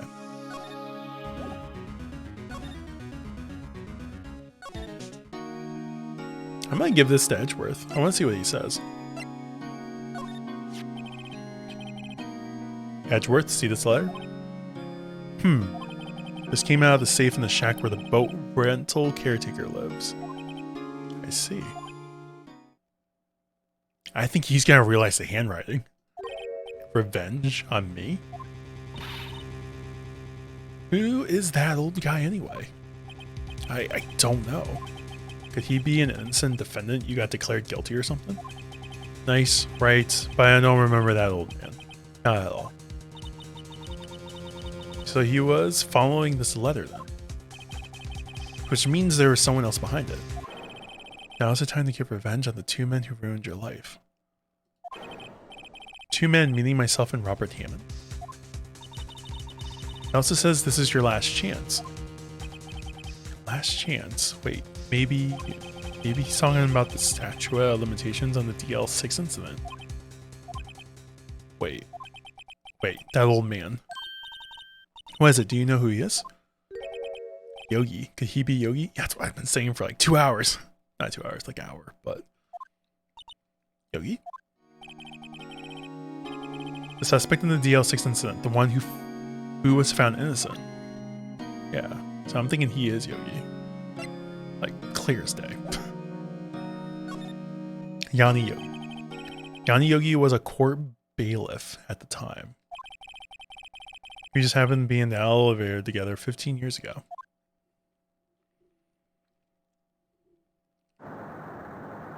Who is this Yogi? Yogi. He's the old guy, allegedly, that we're getting at, but it sounds like it's the old guy who was on trial that couldn't remember anything with the nose bubble. But this Yogi, yeah, the boat renter, yeah. But the boat renter ended up losing his memory in this incident that he's currently explaining because they were in an elevator. And when they were in the elevator, they lost oxygen, which ended up causing brain damage to Yogi. So Yogi had memory loss, continues to have memory loss. He can't remember much, he can't retain anything. And just how it happens that the boat renter here can't really retain much information. He was given a letter by somebody knowing the details of the incident to kill Hammond and Edgeworth. For some reason, he didn't kill Edgeworth. Oh wait, no, because he was going to use Edgeworth as the he was going to blame everything on Edgeworth for this current trial.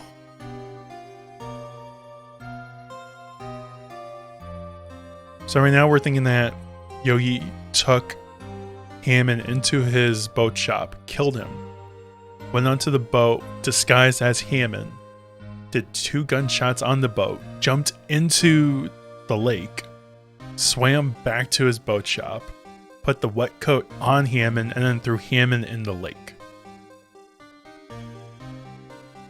That's kind of the idea of what we're thinking happened, but we don't really know. This guy sounds like a great a-hole. I don't think he even remembers much. Being a great a-hole is a problem. But yeah, I'm pretty sure it's him. But we'll see. Things could change. The quake was incredibly strong. Before I knew it, everything was dark. We were there for so long it felt like forever. The air thinned and the darkness closed in on us in that little box. We became unsettled. Help, I can't breathe. So this is the incident. So the one on the left is Edgeworth's father. Right is Lil Edgeworth. And then the person, the bailiff, Yogi, is the third person. But apparently the power went out and they can't breathe. So Bob Dylan once sang, "The times they are a-changin'," and so is this case. You speak facts. Steak and Bob Dylan. Quiet. I said quiet. You're not making this any easier. I want to get out. Help. Get us out. Don't shout. You'll just use up more oxygen.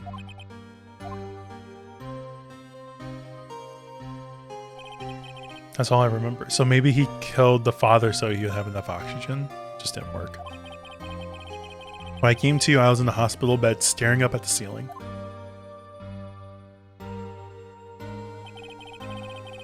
In court, Yanni Yogi's mental condition was called into question. He claimed that oxygen deprivation and stress had caused temporary insanity. In the end, the claim passed the court, and Yogi was found innocent. By Hammond. Yeah, isn't that strange? This letter tells him get revenge on Edgeworth. Why do you want to take revenge on you? Right. Yeah. There's something that's been troubling me these last few days. I didn't know whether or not I should tell you. You mean the nightmare? It's a nightmare I've had. A memory of a crime that I committed. A memory of a murder.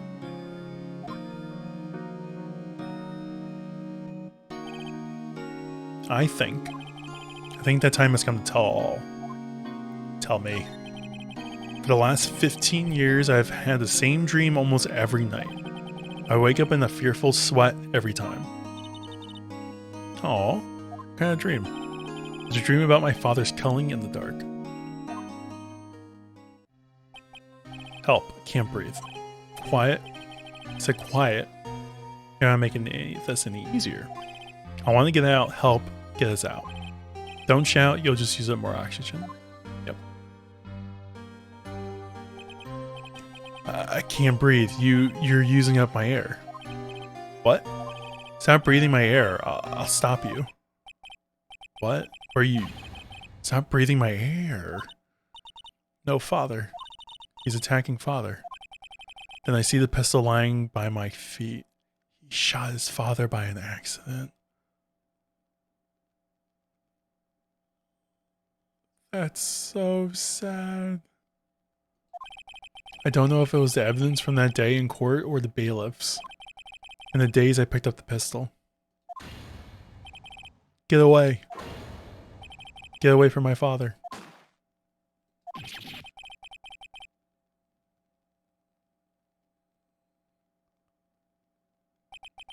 And with that scream, I wake. It's a bone-chilling scream. A scream that has rung in my ear for the past 15 years. But that's just a dream, right? Right? The thought is that the only thing that's kept me sane for the last 15 years. But what if I'm wrong? What if it's real? Homeboy's got some demons, dude. Yeah. I mean, this is like a very traumatic incident. They say that sometimes people shut out memories in self-defense. Maybe it was I who killed my father. If you think about it that way, this letter makes sense. Get your revenge on Miles Edgeworth. Think about it. Yogi was really innocent. That's why he wanted revenge against me. Wait, Edgeworth, you mean it was me? I was the true criminal of DL6. I shot my father. This is bad. What are you going to do, Nick? What can we do? I don't know. I don't think there is anything we can do, like it or not. There is something else who knows a lot about DL6 incident, maybe. Crossberg. There is Nick. There is someone else who knows about DL6. You gotta go talk to the other attorney. Damn. I feel so bad for him though. Like he didn't have. He was just a kid. Like he didn't know better. He had like no oxygen in him. He was trying to defend his father and he like accidentally shoots him. That's what it sounds like happened. There's been no confirmation yet. But that's what it sounds like that happened. Like maybe Yogi lost everything because Edgeworth shot his father. And then the memory loss and all that jazz. Like it makes sense. But curious. But then he shot Hammond though. That's the thing that doesn't make sense to me. Why shoot Hammond? Unless Hammond was about to tell Edgeworth the truth about DL6. And then Yogi took him out beforehand. Like that would, I could see that. So many questions. Mr. Grossberg. Hello there. What's wrong? You look troubled. The only thing that hasn't been explained is the handwriting and who wrote that letter. That's the only thing I'm not so sure of. Everything else makes sense. No kidding, I can't believe you're not. I'm still thinking it's Von Karma. That's my current thought. My. Just calm down and tell me what's happened to me. It's Mr. Edgeworth. He's...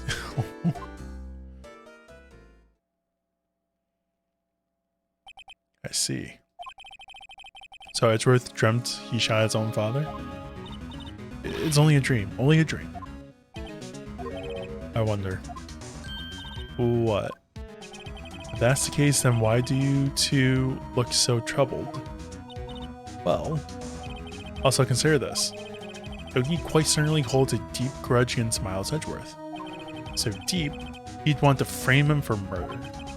This leads me to surmise that Mr. Edgeworth's dream was not a dream, it was real. As you imagined, Miles Edgeworth threw the pistol to save his father. The pistol fired, and the deed was done. And the deed was done. Oh, so he threw the pistol in the...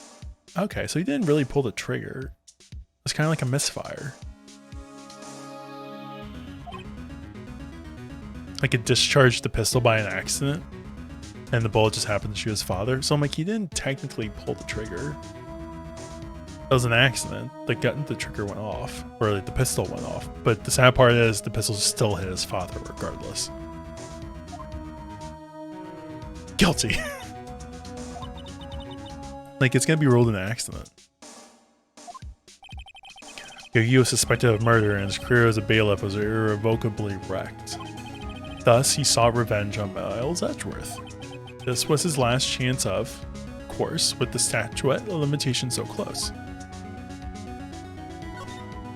Gregory Edgeworth. What do you know about Edgeworth's father? He was a defense attorney without peer. It sounds trite, but it's true. Well, he may have had one peer now that I think about it. Your mentor, BFA. My sister? Gregory Edgeworth was very disapproving of Mr. Von Karma's techniques. That's no surprise. Von Karma is an extreme man, forged testimonies and evidence are nothing to him. The result, he has a perfect win record in court. To beat him, Gregory Edgeworth tried to call attention to his methods. And he lost. And died in despair as well. As it were. Okay, so Von Karma has a motive for killing him. For being like, hey, you're not perfect. How dare you kill this man? Like, he has a motive. That's his motive. That's good information right there. When Gregory Edgeworth was killed, the police called on a spirit medium. Oh man, and didn't even thinking about that, yeah. So he knew about Gregory Edgeworth. Hated Gregory Edgeworth because Edgeworth called out Von Karma. So Von Karma ends up getting... Well, Gregory Edgeworth ends up getting killed, and then Von Karma decides to raise Gregory Edgeworth's kid to learn to be a prosecutor. That's so messed up. Oh man. Okay. When Gregory Edgeworth was killed, the police called on a spirit medium. That was your mother, Mystife. I am Gregory Edgeworth. I have been killed. Right? The one who shot me was the bailiff, Yanni Yogi. Yet, Yogi was found innocent. That's when my mother left us. Everyone called her a fraud. Yeah, her mother is also involved in this whole thing. It's like one thing after another, like connecting the last like three episodes. That's right, everyone thought she was, you say. Yet, now that I think about it, it seems the one who lied was Gregory Edgeworth's ghost. Gregory Edgeworth must have known who shot him. I don't believe it. So you're saying he falsified his testimony? That Edgeworth's dad lied to protect his son? It's only a possibility, mind you. A possibility nonetheless.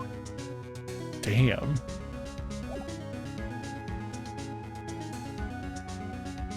Damn. That's all I got. Like that's heavy.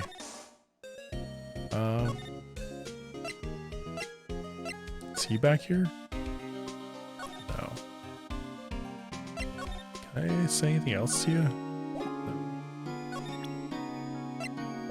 I'm trying to think where else I can still go. Go back to the lake. It's kind of like my only place to go right now. Let's take a look real quick.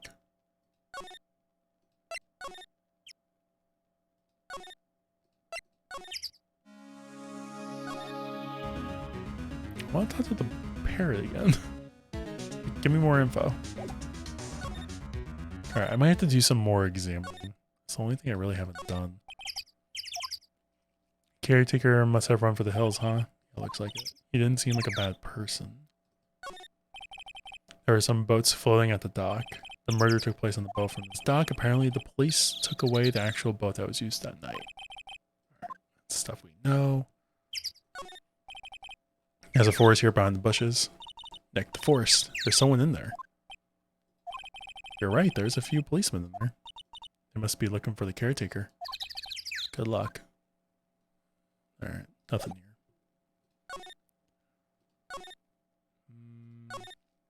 Let's see. This lake sure looks like it causes problems, doesn't it?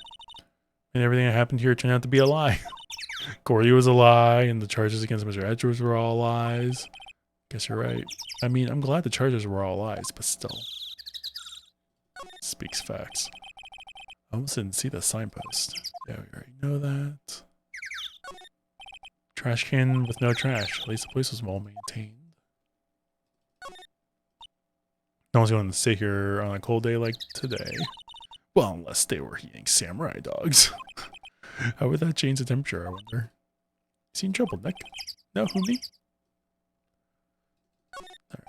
Guess Larry has today off. He was pretty happy about saving Mr. Edgeworth. True. We owe him big. Nothing here either.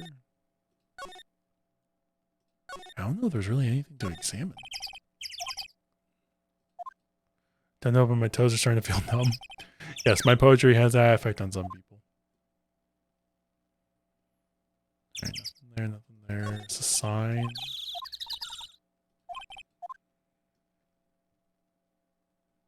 Waterfalls. Also, Maya has been wanting the waterfalls since the beginning of this episode. So she can like meditate into her medium. Spirit medium. Alright, talk to you. Can I look at the evidence again? No. This must be the chief of detective. The world ended yesterday? He must be reading the predictions for the future of someone's homepage. Busy man.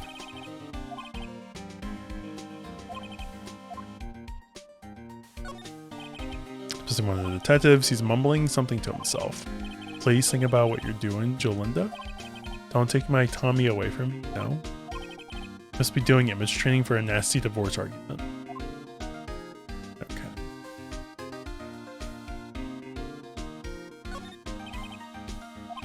Yes, the Blue Badger. It was my idea, I made it, it's my mascot.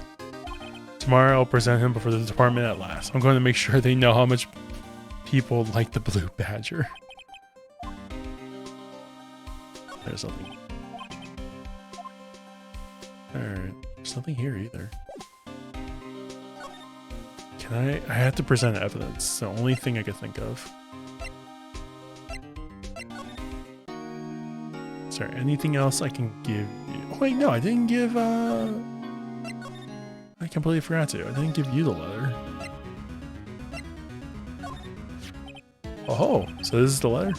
It does seem that Yogi was following this letter, and he killed Hammond.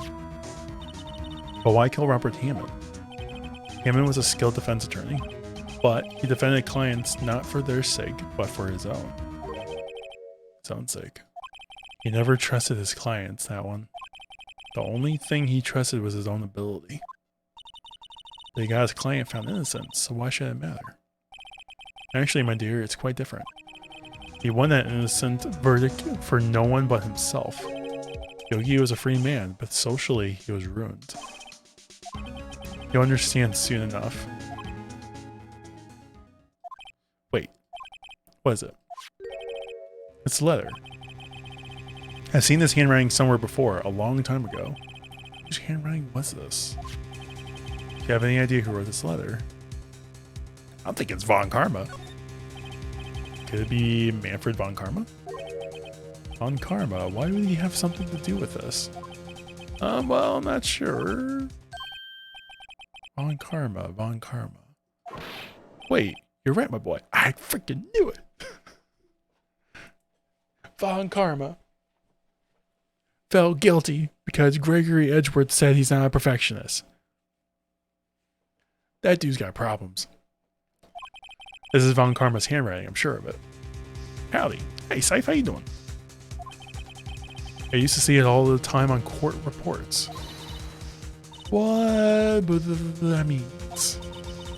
The one who told Mr. Yogi to kill, who to kill was correct. Manfred Von Karma himself. What does this mean then? Why would Von Karma want to frame Edgeworth?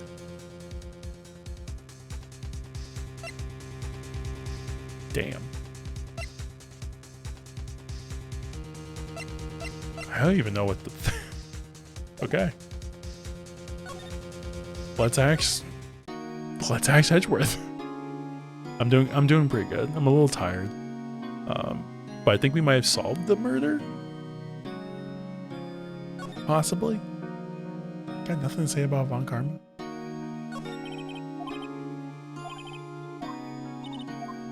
This is so messed up. Perfectly, huh?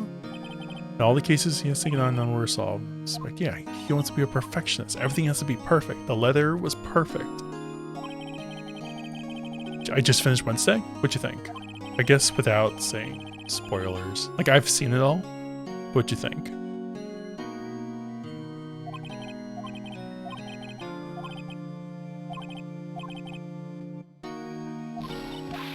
I gotta get through this. Alright.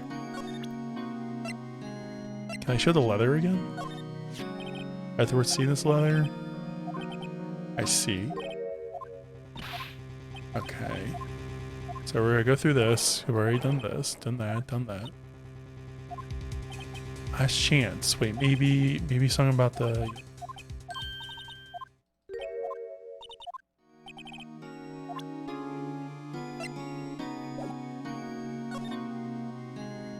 The criminal affairs? No. No. I don't know where to look. Loved it. Hopefully they'll make a season 2. I'm like 50-50 on that. Like, it's one of those shows where I feel like I'm excited to see what season 2 would be like. But I also really enjoyed the first season. Like that season. That was actually a really good season.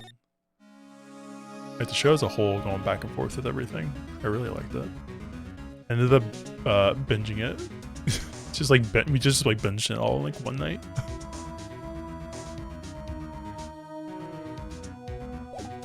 Or like one afternoon. We just spent the entire afternoon just watching it. It was a lot of fun.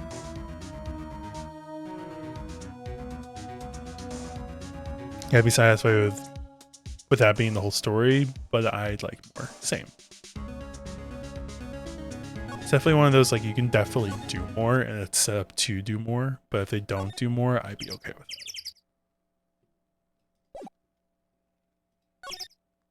Who else can I talk to?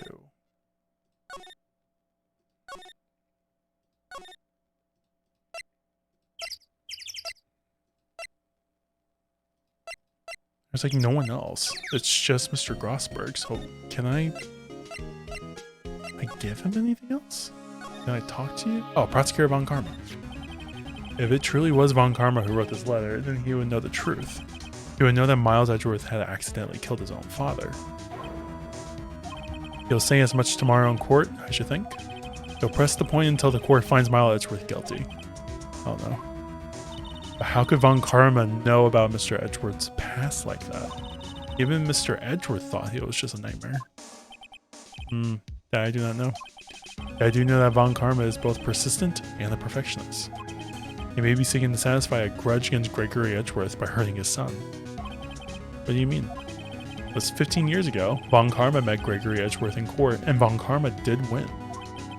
But he didn't make it through the trial and scarred. This is so fucked up.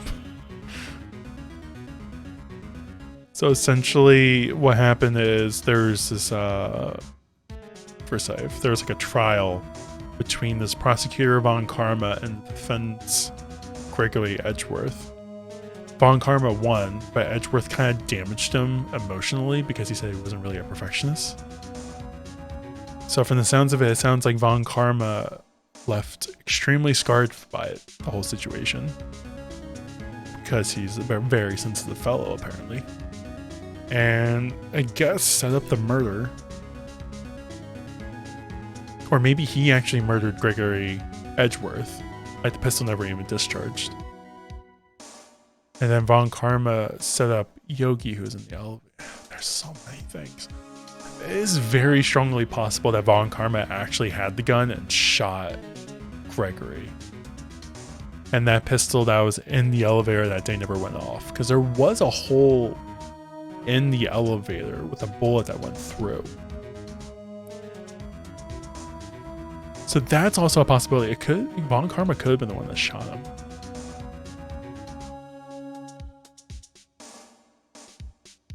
Okay.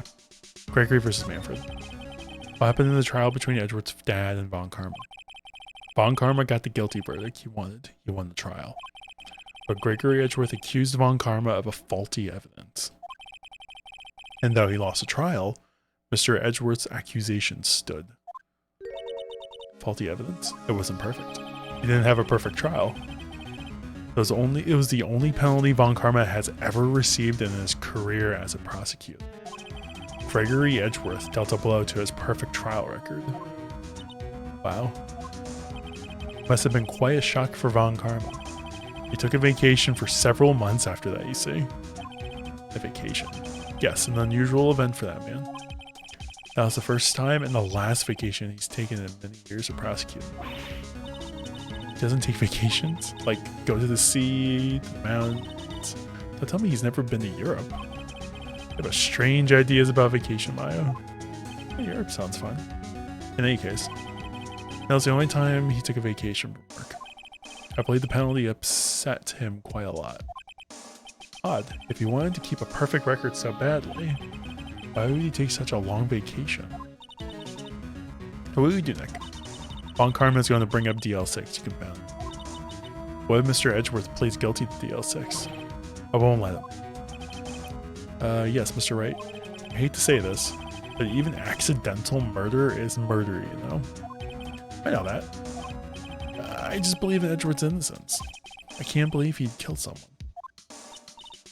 But Nick, Mr. Edgeworth admits it himself. His father must have lied to protect him from beyond the grave. I don't care. I know he's not guilty. Mr. Wright. If you say so, I suppose I could go check again. The police files might hold something of interest. Mr. Grossberg, thank you. Can't promise anything. In fact, I think the chances of finding something are slim. I understand. The police materials. Back to the police station. There's hardly anyone here. Everyone must be out looking for the old guy, Yogi. Ah, it's you. I don't think Gumshoe will be coming back today. He's staying out late looking for someone. Sounds like Detective Gumshoe is pounding the pavement for real. We were wondering if we could check out the records room again. Oh no, I can't have just anyone wandering around in there. But I guess Mr. Von Karma is in there now anyway. Oh shit. He can go in as long as he's there? Von Karma? Yes, he just arrived actually. Is he tampering with evidence? Nick, let's hurry.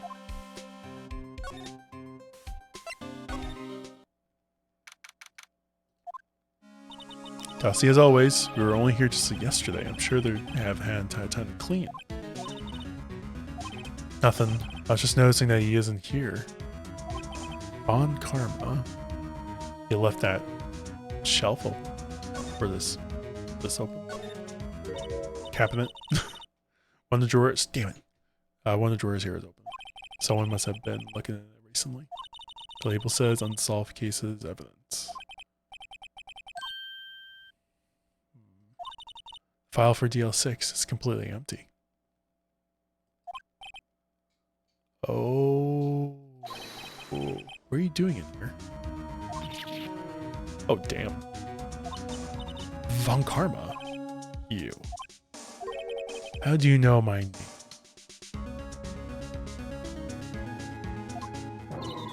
Huh? Have we met?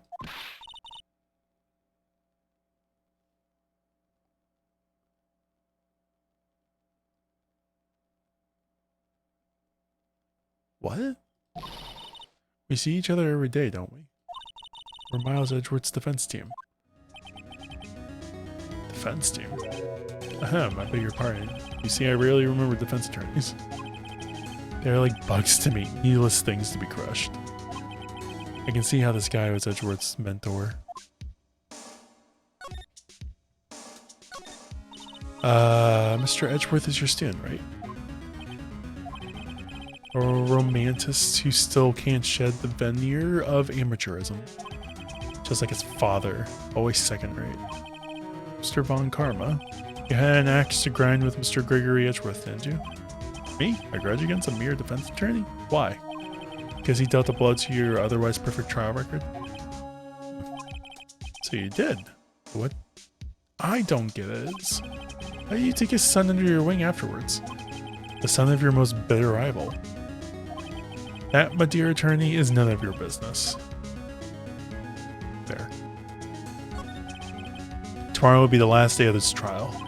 It's been a while since I've had a defense attorney last this long. Still, you will lose in the end. Miles Edgeworth will admit his own guilt. His guilt of 15 years ago, you mean? You're quite the researcher. If you've done your homework so well, then certainly you must understand. You know what Miles Edgeworth will tell the court tomorrow. We were right. So Von Karma is going to bring up DL6 in court tomorrow. There you go. I'm not going to present any of that. Alright, I gotta go. I would like to examine.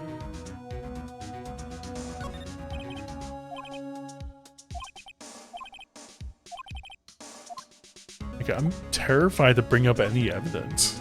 I don't want to bring up anything to him. Do I have to actually bring it up to him? Excuse me. I would like to look around. Alright, mostly the same stuff. Yeah. Nothing new.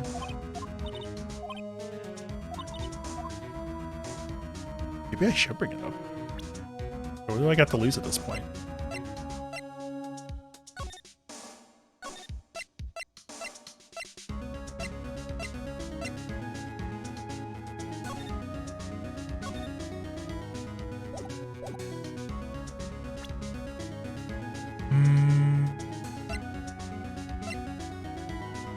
Oh, I can't even present it? Oh.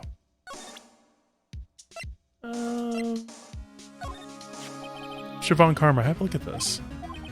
This was you, wasn't it? You instructed Yanni Yogi to commit murder. Yanni Yogi? How many years has it been since I've heard him called by that name? He's a fool. I told him to burn it after he read it. So you admit it? You wrote Mr. Yogi's this letter? Yes, my dear defense attorney. Thank you for taking the trouble to bring it to me. You've saved me from a lot of needless hassle. Nick, what is that thing? A stun gun for self-defense, usually? Indeed. 600,000 volts will course through your body like a dog touching an electric fence. I knew this was bringing a bad idea. I think this might have to happen. 600,000. Oh, don't worry. People don't die from it, usually.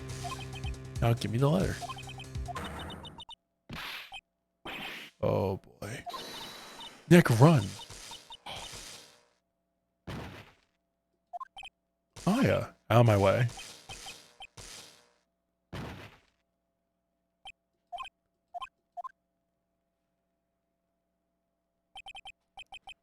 He got us. The letter's gone, of course. And he took DL6 evidence of all of it. Back to having no clues. Wait, Maya jumped first. Is she okay? But Maya?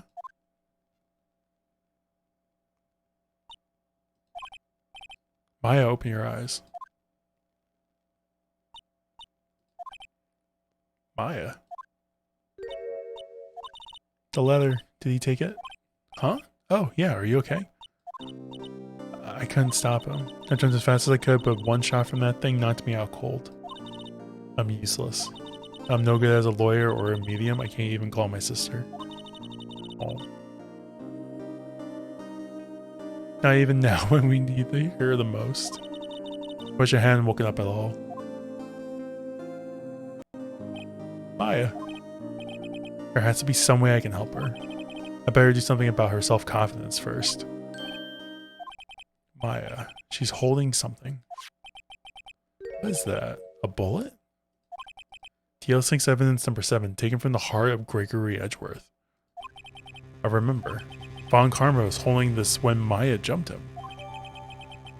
Taken from Gregory Edgeworth's heart, still bears clear ballistic markings. This is the same as the gun that was used. I have a suggestion for a Discord Christmas movie. Dumb and Dumber is my favorite Christmas movie. That can be taken into consideration. You always do that like Saturday.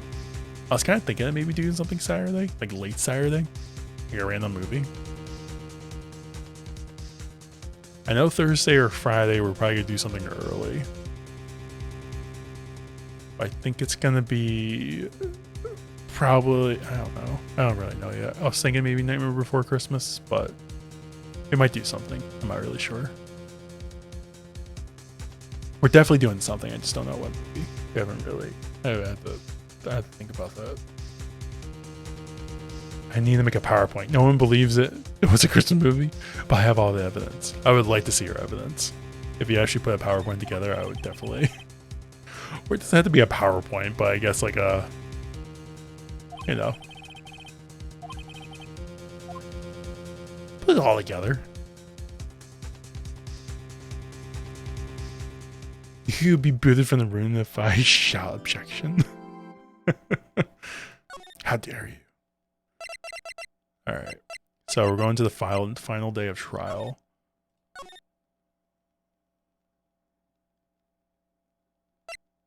This is going to be a big one.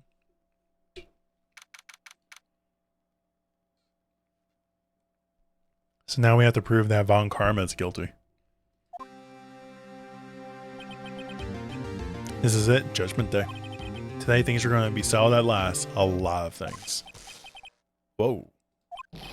What was the big idea? Sorry, Nick. I only touched your shoulder. Guess the shock hasn't worn off from the run-in with the stun gun yesterday. Anyhow, today's the last day of the trial. Good luck, Nick. Yeah, thanks, Maya.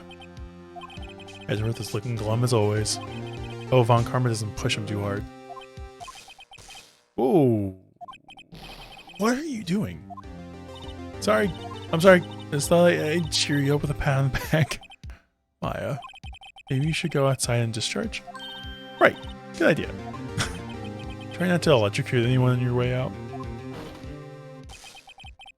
Well, yeah, pal. Gumshoe?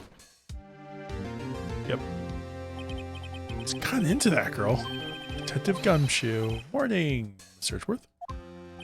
Good morning. There you go, Detective. Have no fear. As promised, I captured our runaway caretaker. I just brought him in here. Took all night, pal. Thanks, Detective Gumshoe. You must be tired. Actually, after that shock I got on the way in, I feel pretty good. Yo, he says he's forgotten his own name. But that has to be a lie.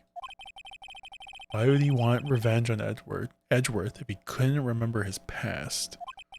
He does remember, and I'm going to prove it. Here we go.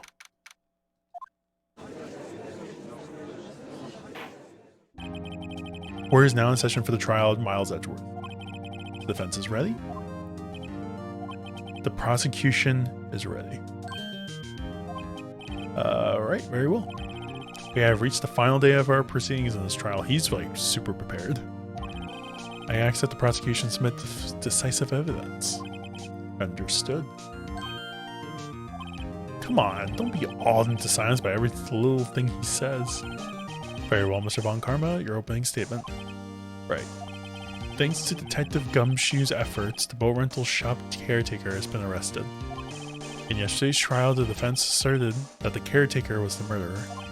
However, the caretaker has yet to confirm this. I would like to ask the defense to cross-examine him as much as necessary. Very well. Please bring the witness into the courtroom.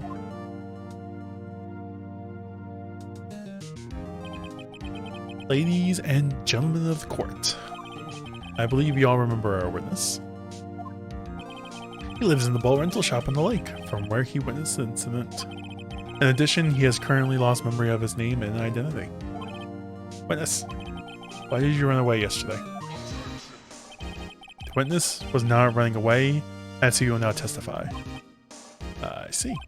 Very well, please begin your testimony. I wonder if you give him like another letter, be like, this is what you need to say.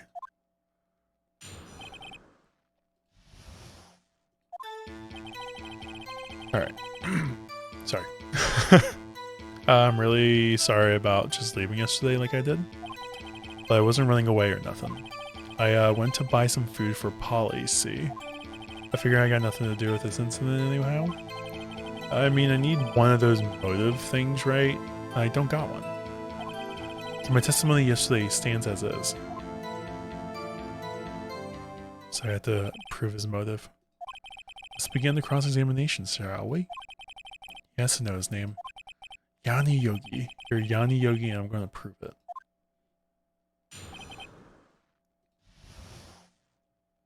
Alright. I wasn't running away or nothing. I went to buy some food. Figured I had nothing to do with this incident anyhow. Let's press on that one. I think it's the next one I need. You've lost much of your memory, is that correct? Yep, seems like it. And how could you know that you didn't have anything to do with this incident? Or maybe you're lying about not having your memory. You know exactly who you are. The witness has testified quite clearly that he has no memory of who he is. If you claim he's lying, then show the court proof.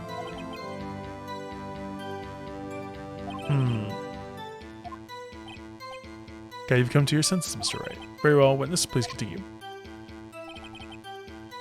A motive. Press. Press first and then I might provide evidence. How can you not say you had no motive? I say you do. You had a grudge against Edgeworth and the victim, Robert Hammond. That's why you took revenge on them, right? Please don't make me repeat myself, Mr. Edgeworth. This witness has no memory of anything beyond several years ago. You can't hold a grudge. It's impossible.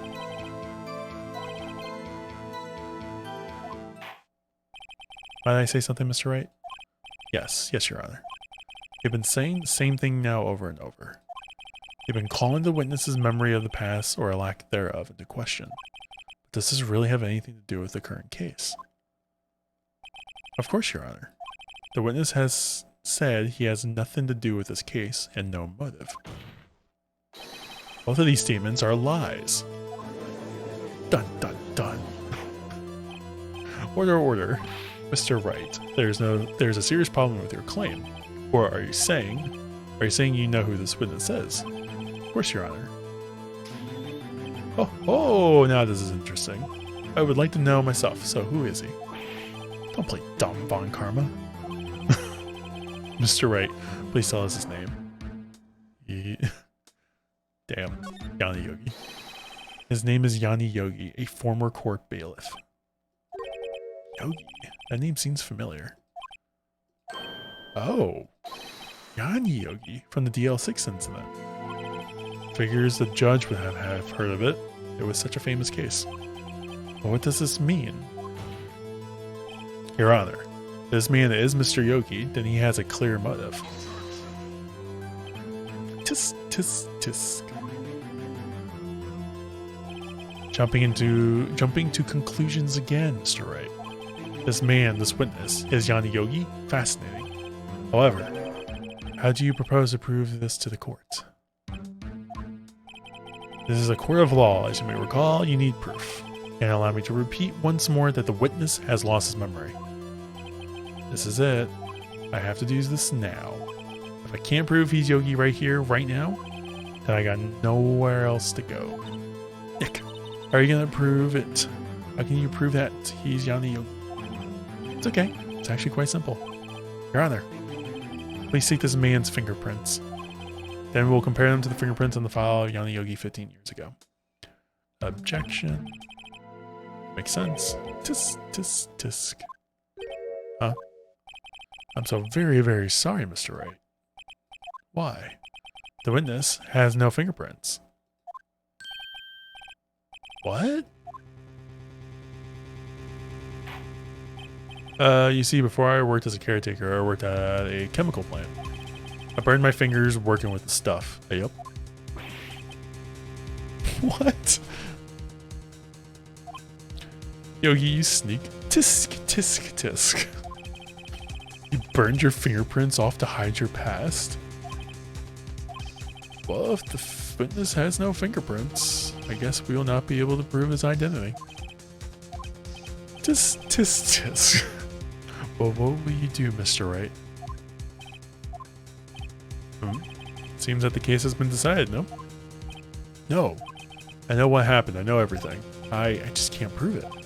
But no, I can't let it end like this. I can't lose. There has to be another way. There is no one who can testify as to who this witness is. No one. Nick, what are we going to do? Didn't even consider that he might have erased his fingerprints. What do I do? Tisk. Well, Mr. Wright, perhaps you'd like to cross-examine his parrot for a little comic relief. Yeah, funny. You're sore winner, Von Karma. Wait a second. Cross-examine his parrot? No, you're not going to. Your Honor? The defense would like to take Mr. Von Karma up on his proposal. Take Mr. Von Karma up on my proposal? Exactly, Your Honor. I would like to cross-examine the witness's pet parrot. Rabble. Order. Well, what do you think, Mr. Von Karma? Did you even ask? This is a farce. I object. Gasp indeed. Objection indeed. Wait a second.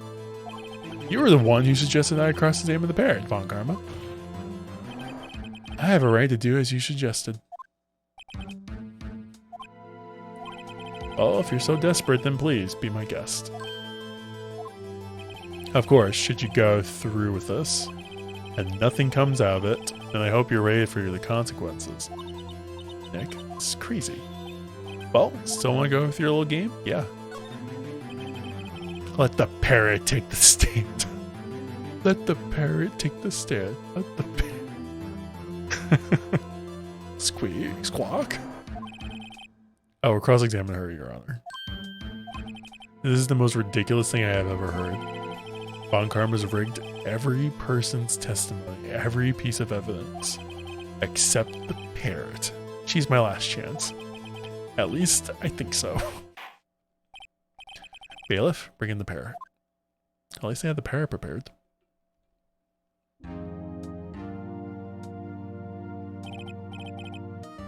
That's Quabbird. Please tell us your name. Name! The witness is ignoring me. It must hurt to be ignored by a bird. Very well, witness. Who is your owner? Please testify for us. I object to this bird. Who is your owner? Hello.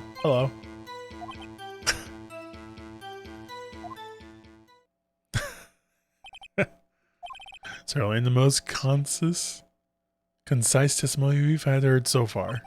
I hope we begin your cross-examination.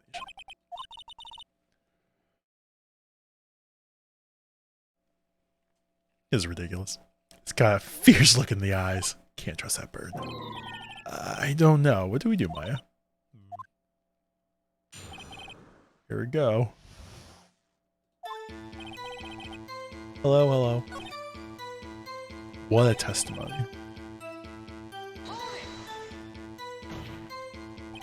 Witness, you can't just say hello and expect us to get anywhere. I want you to testify. Maya, you talk to her. Right, what do I say?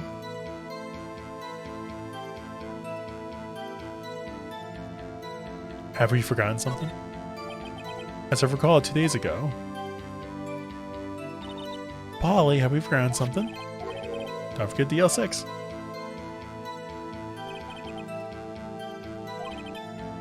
Yep, there you can say it. Do something. Polly, have we forgotten something? Hello, hello. Oh boy. That's not what you're supposed to say. Forgot. Something we forgot. Uh-oh, it's not working, Nick. She won't say it. It's ridiculous. Why won't she say it? Something the matter, Mr. Wright. Wait, don't tell me Von Karma expected this. He couldn't ever train the parrot, could he? Did he train her not to respond when we asked if we'd forgotten anything?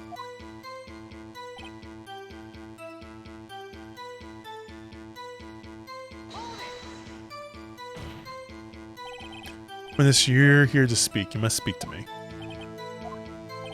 Frankly, I can't believe that you're speaking to the parrot. Well, I guess we should try to get some information out of her. We need to show the judge that her owner is Mr. Yogi. Yes. Do you have any evidence that I can use?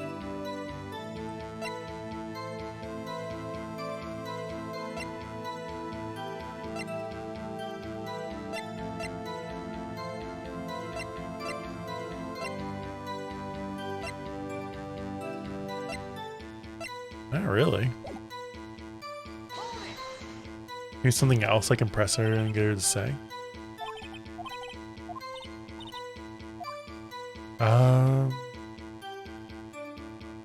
What's the safe number? You'll get her to say the number of the safe. Why? Let's just try to get her to say anything, okay? Polly, what's the number to the safe in the shack? 1228, 1228. Hi, what a reckless parrot. Oh, Mr. Wright? You aren't claiming that this number has something to do with the caretaker? It does. Actually, it does. That's why I had her say it. Ha! Ridiculous. How can the number to a safe tell us who the caretaker is? Show us your proof. What could possibly link the number to the caretaker's true identity? Damn. I thought... Oh, I'm so sorry. I'm sorry, Numb. I'm trying to look for a number, which I don't have evidence for.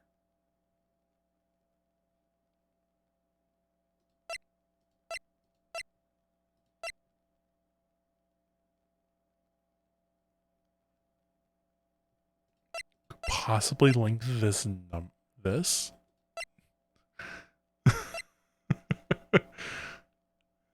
Oh, God.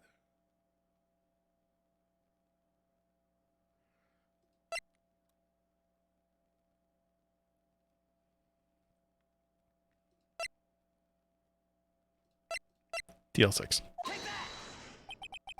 DL6 case file? What's this obsession you have with that case? Mr. Wright, where in the file is something relating to that safe number? Wait, 1228. 1228.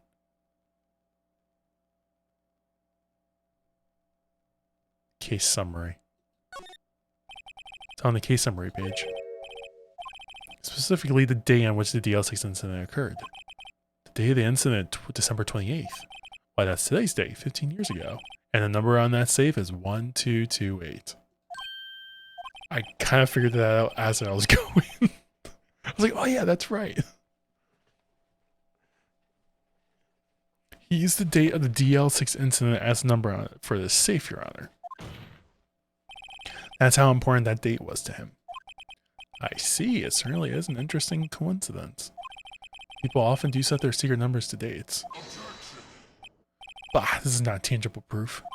Set my ATM card's number to 0001 because I'm a number. What a cocky dick. I set my ATM card's number to 0001 because I'm number 1. This has nothing to do with a date. Nothing. Also, use this card number. Go. Indeed. Alone is a little weak for evidence in a murder case. We need some other corroborating evidence. I gotta find that. I think we're getting closer. One more. If we can just get one more piece of evidence. Right, but what? Very well, witness. You may continue.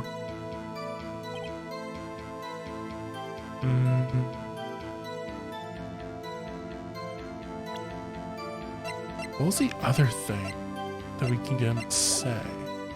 Let me press this again. Should I get him to say his name, maybe?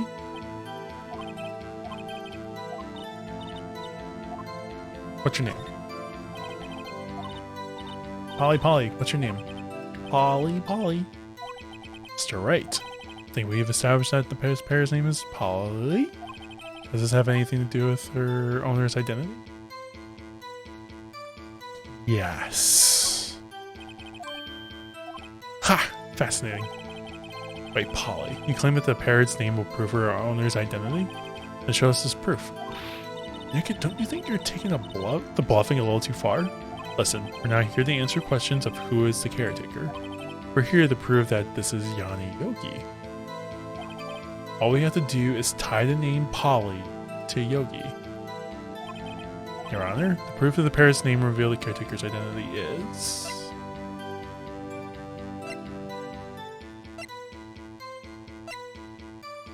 Polly.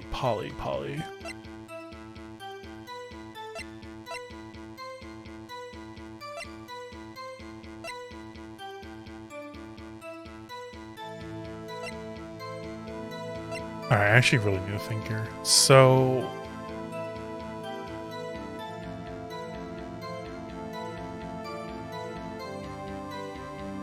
could it be in the case file again?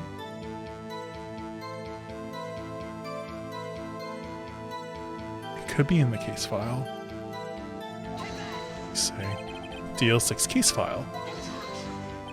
That's quite a large file you have there. Which page is the proof on then? Show us, or stop wasting our time.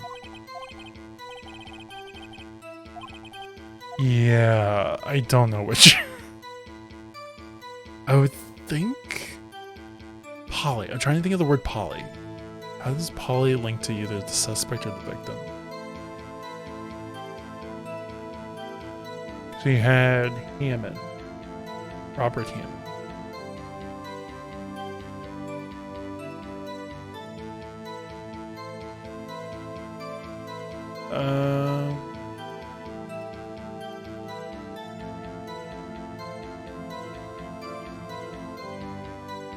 Let's say the suspect did. Well,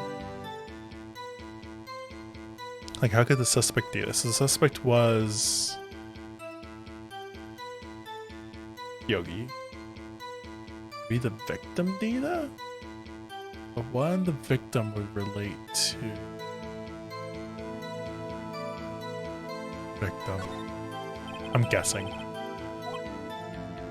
Wasn't it? I'm sorry, but I don't see anything here that relates to the name Polly. At least not on this page. A bluff, as I expected. Alright, go back to that. I'm surprised I didn't get a...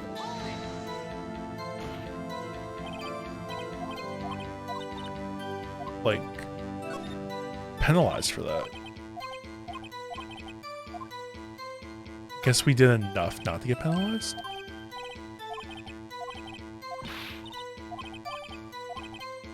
I don't really know for sure as to how. I think everything might be in the DL6 case file. I'll go suspect.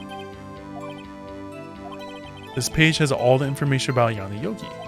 Right after he was arrested, his fiancée committed suicide, see? Indeed, it does say that, yes. What was his fiancée's name? Polly Jenkins. Polly. Exactly, Your Honor. Did I miss that before? I don't remember that being mentioned. I probably missed it. He wanted to remember the name of his fiancée who had committed suicide. That's why he named his parrot after her. I see. I guess that is possible. A mere coincidence, that's all. My granddaughter has a dog she calls Phoenix. Well, Mr. Phoenix, Wright, does this make you my granddaughter's fiancé? She's only 7 years old. That's enough. I think we've reached a conclusion here. Thank you, number. This is a mere coincidence, that's all. True, that's a possibility. However, two coincidences at the same time seems more of like a pattern to me. What are you saying? Summon the caretaker of the boat shop. Immediately. Witness, tell us your name. Wait. This witness, he doesn't remember. No, it's okay. I've accomplished what I wanted to do. I'm done. Nick, he looks totally different. This is the real Yogi, I think, finally. He's been acting feeble to hide his true identity. Acting for 15 years? Well, let me ask you again. Please state your name to the court. My name is Yanni Yogi. 15 years ago, I served as a bailiff in this very courtroom.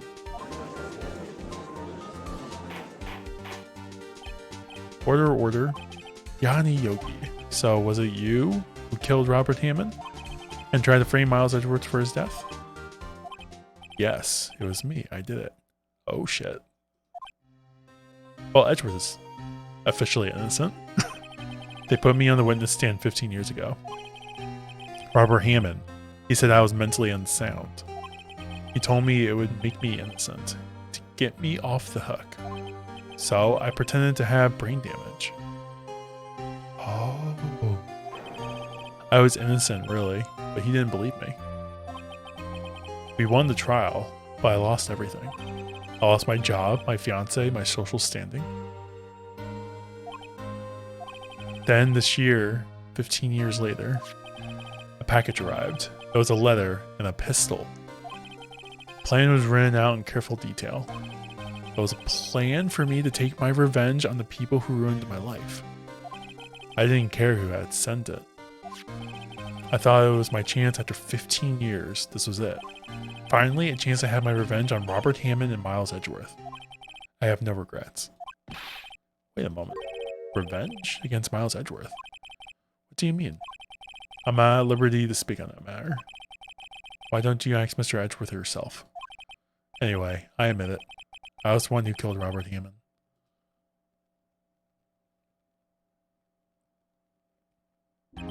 Well, Von Karma, where is Mr. Yogi? Under arrest, Your Honor. He is pissed. I saw no room for error in his confession. Then the defendant, Miles Edgeworth, is innocent, in this case at least. Very well. Will the defendant please take the stand? We're not done yet. There are a few mysteries left unsolved. Still, you are cleared of suspicion for this particular case. So I would like to pass judgment on the murder of Mr. Robert Hammond. Any objections? I don't believe it. Why isn't Von Karma saying anything? Because he doesn't want to go to jail. Very well. This court finds the defendant, Mr. Miles Edgeworth, not guilty. I think he's like, I have to take this loss because if I say anything, I'm going to jail. That is all. The score is adjourned. Yeah, I was like, this isn't over yet. Did someone just say objection? Is he being like a dick because he did a ruling and then he's like, haha, just kidding. Let me just do this now. It wasn't Von Karma. Oh, wait. Wait, but that means no. Edgeworth? Your Honor, I object to your judgment. Oh, okay. I'm not innocent at all. As we have heard, Yanni Yogi killed Robert Hammond in revenge. But revenge for what? Nick? Edgeworth is trying to confess. He's going to say he's guilty. He's going to tell them he was the murderer in the DL6 incident. He's going to tell them that he killed his own dad. Uh-oh, what to do? Raise an objection. The judgment has already been passed. I object to Edgeworth's outburst. Didn't something like this happen yesterday too? I believe a certain witness raised an objection after a guilty verdict was passed. That would be Larry. We must hear this new statement. We must hear Miles Edgeworth. He's right. We have a duty to hear Mr. Edgeworth out. Oh boy. For 15 years, I had a recurring dream. A nightmare. It's only a nightmare. That's why I told myself. But now I know it wasn't a dream. Yanni Yogi wasn't the killer. I mean, in the incident where your father died. From the distance of the shot, it wasn't suicide either. Everything was as clear as day. The murderer. The criminal in the DL6 incident. It was me. Your Honor, I confess my guilt. I am guilty of the DL6, the statute of limitations of which ends today. The culprit is me.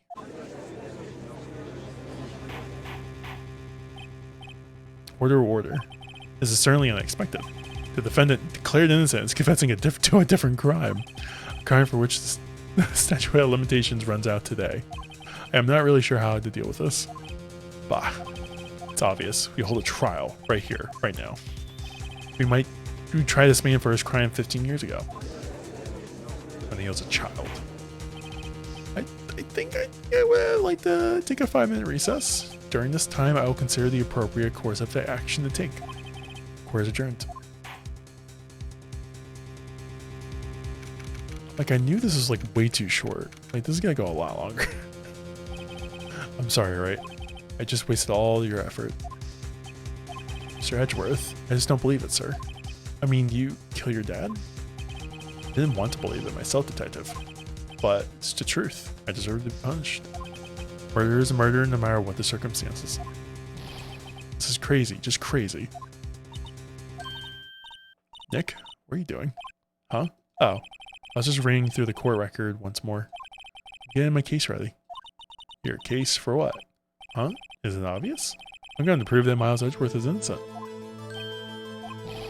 What are you talking about, pal? He just admitted to it. He confessed that he did it in court. I'm sorry, Edgeworth, but I don't believe you're a nightmare. What? It's just a dream. It's not real. The truth is right here in this court record.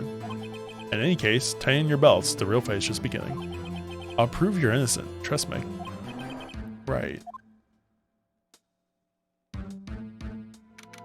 December 28th, 2:30 p.m. Here we go. Now then, I would like to resume our trial. Can I actually save here? I don't know if this will actually work, but I'm like, need another save. Just in case something goes south. Don't want to redo everything. Miles Edgeworth has admitted to his own guilt. He has confessed his crime. Let us begin by hearing his testimony. Then, though pointless, let the defense do their cross-examining. The statute of limitations of the DL6 incident runs out today. Though it's unconventional for me, I like to run this one by the book. I see. Does the defense have any objections? No, Your Honor. Upon karma, you knew this was going to happen from the very beginning, didn't you? Very well. Will Miles Edgeworth take the stand?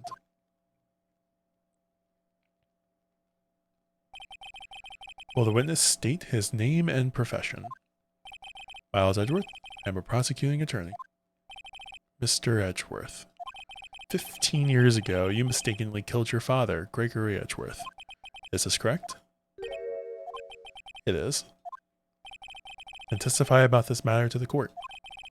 When Edgeworth was telling me about this dream yesterday, I noticed something. One detail didn't quite fit. That will be the key, but only if I can get it to work. Please, please. Alright, here we go. That day I had gone to the courtroom to observe one of my father's trials. As we went to leave, an earthquake struck, trapping us in the elevator.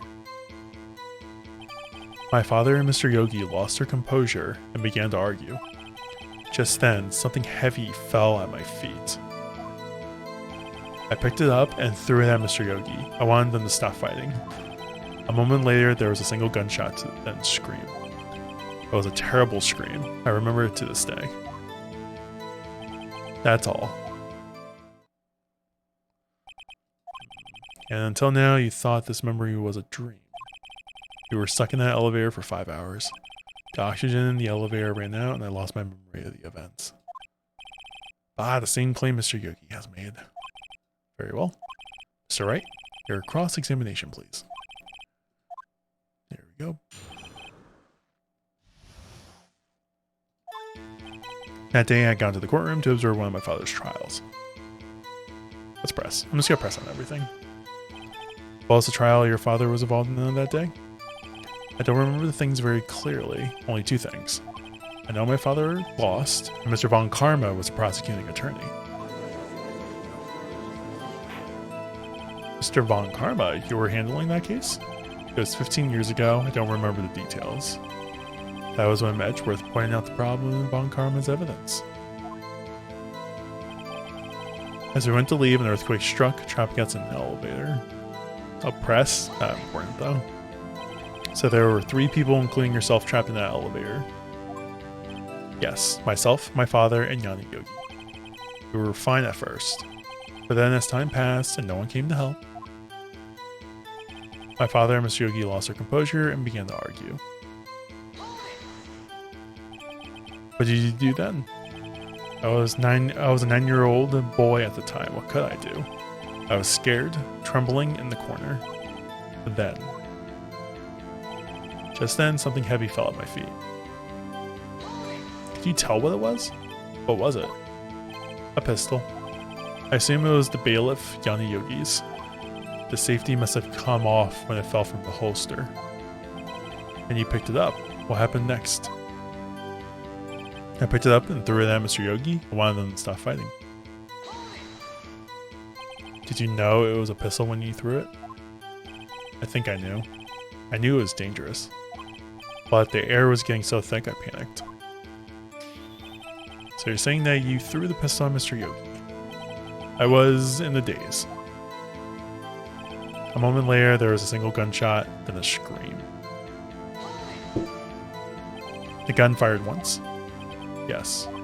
I think after I threw it, I lost consciousness. Since then, they echoed in my head every day. A gunshot and a horrible scream. Scream.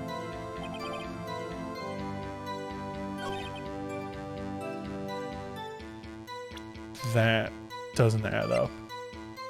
Because there's 2 gunshots. Also, look at the evidence here. You see how he's dead? With the photograph, I'm going to prove this probably in a bit. But there's a bullet in the window here.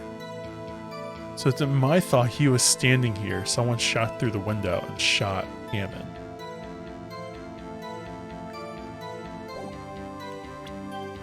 We gotta tie it all together. So there's a scream and a gunshot.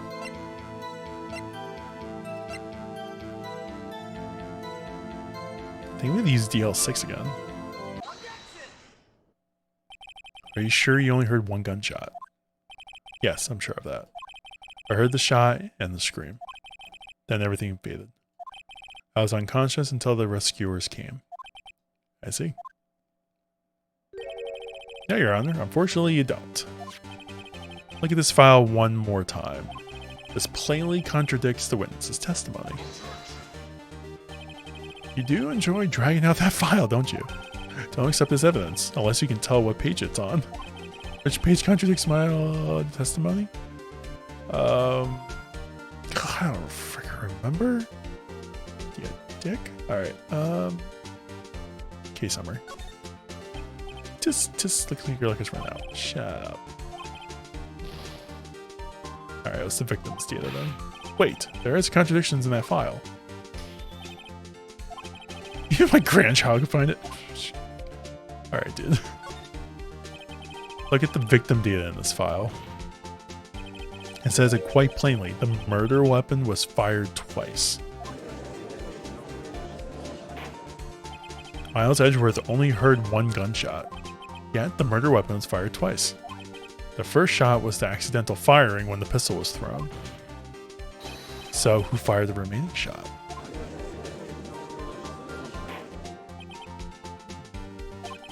Was there perhaps another shooter who fired the second shot? Your Honor, as I'm sure you're aware, this incident occurred 15 years ago. The evidence is dated. The pistol did fire twice. However, we do not know when that second shot was fired. It might have been fired the day before the incident. There's no proof that the second shot had anything to do with this incident. What? I see. Do you have a point, Mr. Wright? The murder weapon was fired twice, as we have heard. One of the shots was fired by the defendant, a boy at the time. Do you have any proof? Yes. Your Honor, I think I will be able to show you proof. What? Impossible. Now, Mr. Von Karma, save your surprise for after you've seen the evidence. Very well, Mr. Wright, show us the proof. Do you have any evidence of the second shooting? Yes. Look at that. Look at this photograph. Look at this photograph. Sorry. This is a photograph of the scene of the crime 15 years ago. I can see that the victim lying there is Gregory Edgeworth. This proves the murder weapon was fired twice at the time of the incident. This photo proves it. So let me get this straight. This photo proves 2 shots were fired. Where? Your Honor, please get a clue. Show the judge the contradiction in the photo. Right there. As should be obvious, the contradiction is here. I see a bullet hole in the door. Your Honor, Gregory Edgeworth was killed by a shot from the pistol. Yet there is also a bullet hole in the elevator. We also know that the murder weapon was fired twice. Thus, someone other than Edgeworth fired that second shot.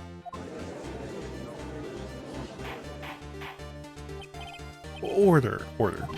Mr. Wright, where are you driving at? It's simple, Your Honor. At the time of the incident, 2 shots were fired. One went into Gregory Edgeworth's heart. The other hit the elevator door. Remember that the defendant lost consciousness after the shot he fired rang out. In conclusion, we must agree that the second shot was fired by someone else. Mr. Wright, but who could that someone else be? The murderer, of course. I knew I should have stepped in before your wild fantasies got out of hand. Mr. Wright, look once more at the DL6 incident case file. Look closely. Try the case summary page. Case summary page. That's on page 1. Look what is written there. Not a single clue is found on that scene. And yes, the bullet. If the pistol had indeed been fired 2 times, and the other bullet would have been discovered on the scene. Does have a point. A second bullet has never been found. Why? Because the second bullet does not exist. The bullet that claimed Gregory Edgeworth's life was the one that fired by his own son. Wait, the bullet that claimed Edgeworth's life was the one fired by his own son. That is the truth of this matter, the whole truth. There was undoubtedly something else that made that bullet hole in the door. Wait, order, I'll have order. Mr. Wright has proven one thing to us quite clearly. That the murder weapon was fired twice at the time of the incident. However, as Mr. Von Karma says, the second bullet fired was not found. It's highly unlikely that the police merely overlooked this second bullet. So all we have is the single bullet fired. I'm afraid I have to discount the defense's claim. Tisk tisk tisk. I praise the judge for his wisdom in this matter. How did this happen? I don't believe that the second bullet didn't exist. Was I wrong? Have I been wrong about this whole incident? What are you doing, Nick? Why aren't you raising an objection? I'm sorry, Maya. What? It looks like I was wrong. Nick? The second bullet wasn't there, then all my conjectures are for nothing. But you said you'd do it, Nick. You said you'd get Edgeworth declared innocent. I'm sorry, it's just when I saw the photograph, I thought the 2 shots had been fired. I was so certain of it, I thought I'd won. I thought there was another person, someone else, who fired the killing shot. But now, I was wrong to think it could be that simple. This case has stood unsolved for 15 years. Well, it seems we have finally cleared up this incident. Only one bullet was found at the scene of the crime. That shot was fired by Miles Edgeworth. Precisely. I would like to ask one thing of Miles Edgeworth before passing my verdict. Have you been paying attention to the trial so far? Yes, Your Honor. Do you have any objections? No, I do not. So you killed your father, though that was not your intention. Yes, I did. You accepted the guilt. Very well. Statute of limitations on the murder of Gregory Edgeworth runs out today. Therefore, I must pronounce a verdict on the defendant today, right here. Right now. Indeed. Does anyone else have any objections? I've been here before. Just like my first day in court. There has so many things I know I should be saying, but my mind's gone blank. I can't find the words. Mr. Wright.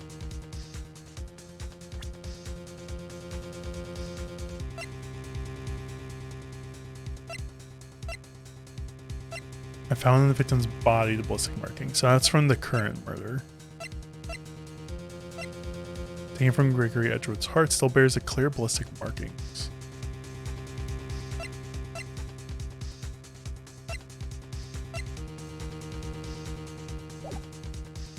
Object. Like I have to. Your Honor. I object. Tisk. Mr. Wright, on what grounds do you object? Nick? I don't know. His case is perfect. Oh no. Ah! It must exist. The second bullet. Is that Mia? What? What did you just say? Nothing. The second bullet must exist. But where? Someone took it. Seems waiting is not going to produce us any answers from Mr. Wright. Wait, Your Honor. The second bullet. It existed. What? But we've just heard proof that it did not exist. I realize that, Your Honor. But I'm really grasping here. It's just someone took it from the scene of the crime. That's what happened. But who? The murderer. The murderer, then tell us, who is this murderer? I'm still thinking about that one. The criminal took the second bullet, but why? First of all, how would they have found it?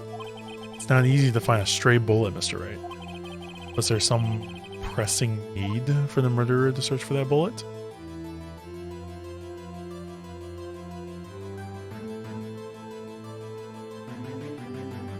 Maybe the murderer didn't need it. Or he had to find it. He had to find it.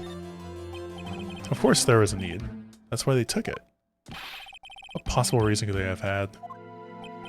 Well, the reason the murderer took the bullet away from the scene was the bullet would be proof. The murderer was cautious.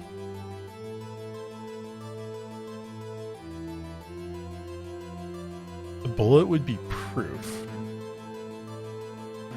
I think they were cautious. Well, the murderer was very cautious, sort you see. That's why the murderer had to search for that bullet. If that was the case, then they should have taken the bullet from inside Gregory as well. Huh? Why would they only take one of the two shots fired? Alright. Mr. Wright, have you really thought this through? Damn it. Yeah, they had to... Maybe they didn't need it? Why would the murderer have spent that time looking for a stray bullet? I hadn't gotten a clue. Don't want to admit it, but it's true. They had to take it. You're thinking too normal. Think crazy. Don't think why the bullet was taken. Think why the bullet had to be taken. Yes, Your Honor, I had no idea what I'm doing. Well, the murderer had no intention of taking the bullet from the scene, but the murderer had to take that bullet. What do you mean? Well, for instance. For instance, what? Well, maybe the bullet hit the murderer. The bullet hit the murderer? Just saying for instance. I mean, if it hit you, would you have taken it with you, wouldn't you? It's not like you could perform surgery right there. And that's why he took an extended vacation. My mind's been blown. Alright, cool. You know? Wait a second. I was just talking off the top of my head, but what if that's really what happened? Let me get this straight. So at the time of the murder, the murderer themselves was shot. And they left with the second bullet still inside of them. Thus leaving only one bullet at the scene of the crime. Yep, I guess that's how it would work, yes. There's a problem with that. The other two people rescued from that elevator, Miles Edgeworth and Yanni Yogi, were both unharmed. So that would mean the murderer came from outside, yes. It was Von Karma. Okay, cool. I just gotta put it together. The two men fight inside the elevator. Trying to stop them, the boy picks up the pistol at his feet and throws it. The pistol discharges and the bullet. The bullet goes through the elevator door and hits the murderer outside. The boy loses consciousness. Then the murderer opens the elevator door and sees the men inside. Mr. Wright, you are truly the most unpredictable defense attorney I've ever known. I can tell you're grasping, yet I can't deny the possibility of what you say. What are you saying? Deny it. Deny it. No one involved with the incident was wounded. There was no murderer. No one was wounded at the time of the incident. He's right. Can't think of anyone. Hey, Nick. I just thought of something really crazy. Crazy? Remember what Mr. Grossberg said yesterday? Yeah, it was a motive. Gregory Edgeworth dealt a blow to his perfect trial record. Wow. It must have been quite a shock for Von Karma. Took a vacation for several months after that, you see. Yes, an unusual event for the man. That was the first and the last vacation he's taken in many years of prosecuting. But Von Karma didn't take the vacation because of shock, but he took it because he was injured. Which would mean, it could only mean one thing. He was the murderer in the L6 incident. He was the man who shot Gregory Edgeworth. It was Von Karma. Oh man. Something wrong, Mr. Wright? You seem dazed. No, Your Honor. Well, you haven't indicated the possibility of the murderer came from outside. Can you give us the name of your suspect? Uh-oh. Should I come out and say it now? Say it. Your Honor. There is a suspect. One lone suspect. Well, this is certainly interesting news. Very well, Mr. Wright. Who is your suspect? My hands are shaking. What? Von Karma. Von Karma?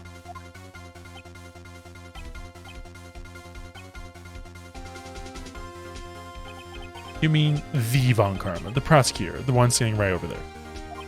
Bah. You don't object. I see no need. Why honor this ridiculous outburst with my objection? Because you took a vacation for several months starting the day after the incident. Yet you pride yourself on a perfect record. Why would you take such a long vacation without any reason? So you're claiming that I took a vacation to heal my injury from the incident. Fascinating. Prove it. I would have needed surgery, no? Where did I go under the knife at, Mr. Wright? Bring the doctor that operated on me. Have him testify. Nick, let's find out who his doctor is. It's no use. Edgeworth? I know Von Karma, perhaps too well. He's perfect. He wouldn't leave clues. He probably didn't undergo surgery. I would leave a doctor as a witness. Grr, nobody's that perfect. So what, Nick? Did Von Karma pull the bullet out by himself? That's insane. No, he couldn't have. You can't just pull out bullets on your own, out of yourself. Wait, what does that mean? That bullet has to be somewhere, but where? Tis, well, Mr. Wright, can you produce evidence? Yeah. The one that he was carrying. Alright, Von Karma, I'll prove it. And I'll even use evidence. I know how you like it so much. What? The evidence that proves Von Karma was shot is this thing he was taken from his heart. I don't think it was taken from his heart. What exactly is that? Sorry. Judge if you would. Right, penalty. Wait.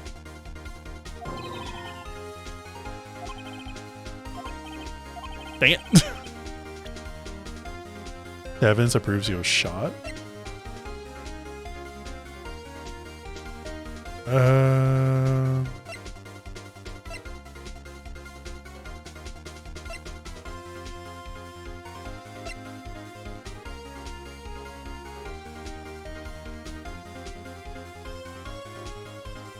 Makes a noise when metallic objects are near. Could I use the metal detector? Wait. Take it automatically on 1225 at 12. This is gonna be a weird gamble. I'm gonna go with the metal detector because maybe he has like something in his arm. Von Karma is perfect. He wouldn't risk surgery, leaving an evidence trial. So then I ask, where is that bullet now? I think it unlikely that Von Karma performed surgery on himself. You don't mean... I do. There is the possibility the bullet is still inside Von Karma. Is that even possible for all these years? Well, there's one way to find out. We can use this metal detector. Well, Von Karma, I'm going to run this over you and see what we find. Oh, shit. I refuse. You refuse. But refusing this means you acknowledge the bullet is still inside you. Order, order, order. Your Honor, the defense requests that we be allowed to use the metal detector. Judge, I call for the suspension of this trial. This is an invasion of privacy. The statute of limitation runs out of this case today. It was you who said we had to end it right here, right now. Enough. I permit the use of the metal detector. Mr. Von Karma, you will submit yourself to testing. Nick, what does this mean? I don't know, but we have to give it a shot.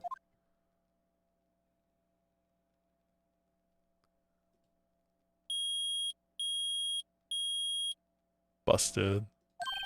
It reacted. Something's inside his right shoulder. The bullet. Mr. Von Karma? You. It was you. I was afraid this would happen. And so I remained silent. Indeed, there is a bullet inside my shoulder. However, it has nothing to do with this incident. What? I was shot in the shoulder long before the DL6 incident. I claim that the bullet in my shoulder has no relation to DL6. Well, Mr. Von Karma, can you prove that? Prove?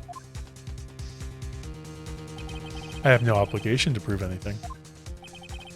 This is Mr. Wright who must prove something here. Not I. Mr. Wright, well, can you prove it? Can you prove that the bullet inside Von Karma's shoulder was from DL6? Of course you can't. You don't have any evidence of DL6 evidence. That's because you took it out of the records room yesterday.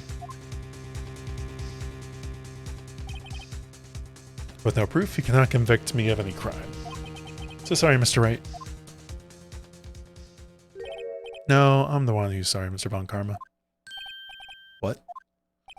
You were close, one day away from freedom. But you see, I have proof. What? Who would have thought you would dig your own grave trying to convict Edgeworth? I can link that bullet on your shoulder to the DL6 incident.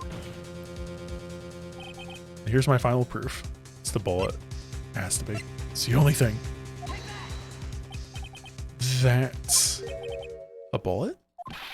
Where did you get that? This is the bullet used in the DL6 incident. This was taken from the heart of the victim, Mr. Gregory Edgeworth. The bullet is preserved quite nicely with all the ballistic markings intact. Ballistic markings. You may recall the term. It came up in the first trial 2 days ago. Ballistic markings are the fingerprints of a weapon. All bullets fired from a gun are marked with the weapon's unique pattern. By examining the markings, you can tell which weapon fired the bullet. It's quite accurate. We have 2 bullets in our possession. One bullet removed from Gregory Edgeworth's heart, and the other, Mr. Von Karma, is the bullet buried in your shoulder. We could analyze both bullets. Then, if the markings matched, we would know that both bullets had been fired from the same gun. The very same pistol, and in other words, the murder weapon that killed Gregory Edgeworth. Mr. Von Karma, you will let us remove your bullet from your shoulder, and then we'll compare the ballistic markings to those on this bullet, and solve this case once and for all. Well, Mr. Von Karma?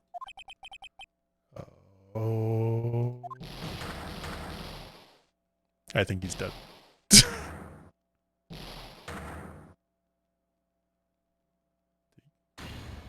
The heck just happened? That scream. So the scream wasn't anyone else. It was Von Karma when he got shot. I've heard that scream before. Wait, I know. Help, I can't breathe. Quiet. I said quiet. And now I'm making this any easier. Stop breathing my air. Yeah, we've already gone through this. Get away. Get away from my father. Yeah, so when he threw it and he heard the scream, bullet hit Von Karma and he screamed. It's that scream I heard in the elevator 15 years ago. Von Karma, it was you who screamed. Mr. Von Karma? Edgeworth, only you would dare defy me. So it was you.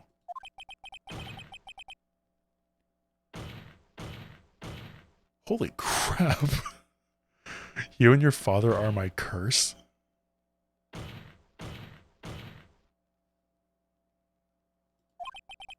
Your father shamed me with a penalty on my record. And you left a scar on my shoulder that would never fade. I'll bury you? I'll bury you with my bare hands? Death? 15 years earlier. Chief Prosecutor, I am sorry. Von Karma, it's not like you to make this kind of error. I never would have thought that Edgeworth would be the one to catch you. I was careless. I'm sorry, but you will have to be penalized. I covered for you in the past, but not this time. Edgeworth. It was a shock like none I had ever known. Me? Penalized? It took hours for me to regain my composure. Suddenly I found myself in the darkness. I was in the court records room. I must have been wandered in there without thinking where I was going. The room was pitch black. The lights must have gone out. I went into the hall and felt my way to the elevator. I pressed the button and nothing happened. Then, there was a noise. I was in pain, a horrible burning pain in my shoulder. Just then the lights came back on, the elevator door opened before my eyes.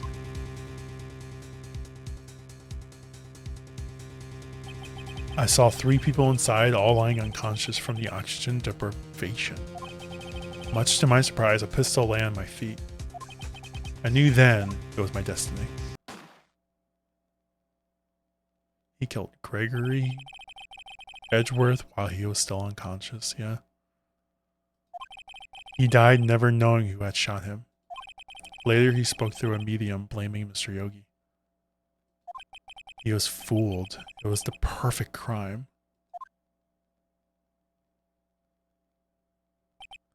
Tisk, tisk, tisk. You would have thought another man would have come to open that elevator door. Judge. Not perfect enough, my dude. What? What are you doing? Do your job. Bring an end to this miserable charade. Now, end it. Very well. Von Karma's like, I'm just done. Get it over with. Here's we have come to a very long way to the end of this maze. 15 years later, Mr. Miles Edgeworth? Yes, Your Honor.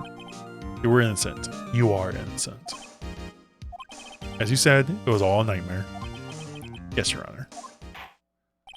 This court finds the defendant, Mr. Miles Edgeworth, not guilty.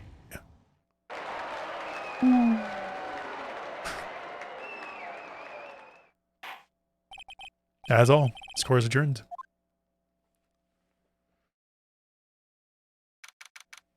I don't feel good about Von Karma. I still feel like he's gonna somehow come after us. Nick, we did it. Thank you.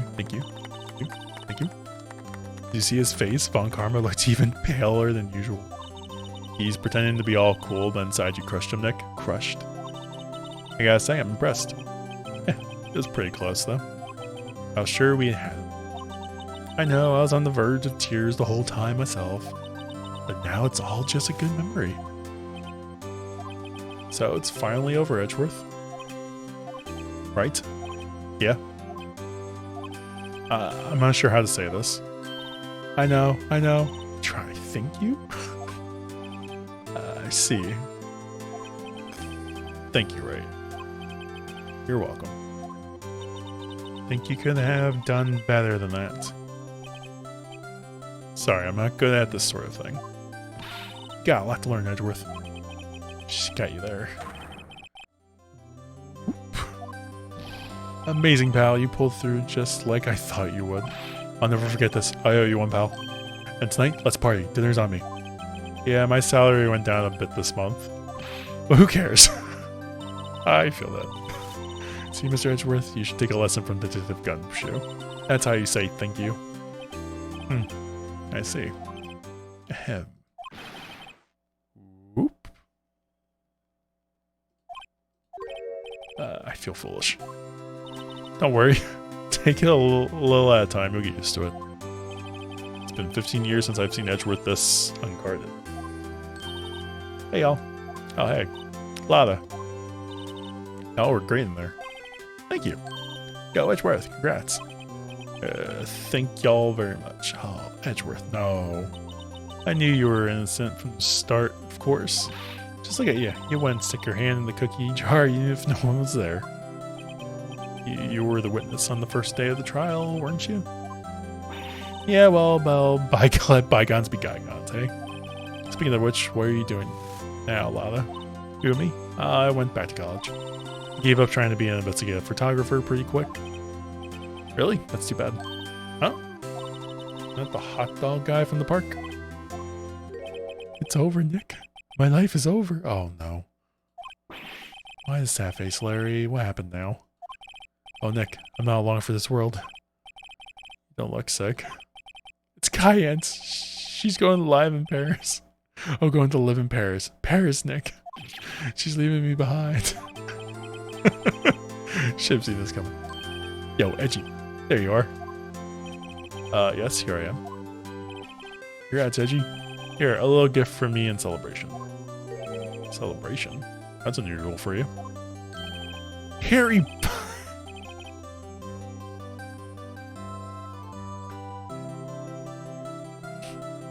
Harry Butts. Come along tonight too, my treat. Alright. Huh? Thanks. Looking forward to it. Yo, Nick. That's the suit that questioned me. And he says treat. That's not police talk for prison food, right? Right? I think you'll be fine, Larry. Butts. Yeah. And by the way, his name's Larry, not Harry. So Harry Butts. Yo, what's up? That envelope that Larry just gave me, it's got money in it. Well, yeah, that's not strange. People give money away to celebrate people sometimes. It's $38, right? A weird amount. I mean, it's not a little... It's not a lot either. Yeah. Yeah, $38 exactly. Nick, wasn't that exactly the amount of lunch money that was stolen from Mr. Edgeworth in school? Did Larry steal it? 38. No. No, Larry, it was you? Surprised about, right? Huh? Larry was absent that day from school, right? That doesn't automatically rule him out as a suspect. But think back to that day 15 years ago. Larry took the day off though. He was bored, so he came into school anyway. Then he saw the money lying there, and the rest is history. I never was good at history. Edgeworth, you didn't know, didn't you? I suspected. I just couldn't picture Larry protecting you like he did that day. Everyone else was saying you did it. The whole class was against you, remember? Yeah, too well. Right? You may not know this, but we used to have a saying back in school. When something smells, it usually the butts. I know. Really, right? I'm surprised you didn't figure it out. Well, this sure is an unexpected turn of events, huh? Edgeworth? Should have told me. Now, Nick, it was 15 years ago. I think the statute of limitations has run out, Mr. Edgeworth. I'd say so, yes. There you have it. Where does that leave me? I became a dumb defense attorney because of what you did. Well, you have always been something of an insufferable emotionalist. Yeah, and you get worked up too easily, too. Death sentence to both of you. And if I only had known, I'd become a prosecutor. Same goes for me, only the other way around. For the longest time, I thought I might have killed my own father. I thought I might be a criminal. I became a prosecutor in part to punish myself. If I had known the truth, I might have become a defense attorney after all. Edgeworth. Want to switch, right? Hey, y'all, line up. I'll take a photo. Hey, photo time, let's go. And after that, dinner on me. Detective Gumshoe took us out on the town that night. He celebrated Edgeworth's newfound freedom, even though Edgeworth himself was still in detention. Everyone out like celebrating. He's just like, I'm just in jail still, no worries. 5 in the morning. Uh-oh. Whoa, I went a little overboard yesterday. My head hurts. Huh? It's still only 5 a.m. Maybe I should go back to sleep. What's this? A letter? Good morning, Nick. You were really impressive yesterday. Seeing you made me think about what I'm doing here. I'm a spirit medium, in training, of course. I wanted to help Mr. Edgeworth, too. I wanted to help you, but I couldn't. I was useless. So I decided to go back into my training. I'll become a full-fledged spirit medium for starters. I couldn't say it to your face, so I left this letter. Goodbye, Nick. Oh. Goodbye? What time is it? The first trains for the mountains have already left to the station.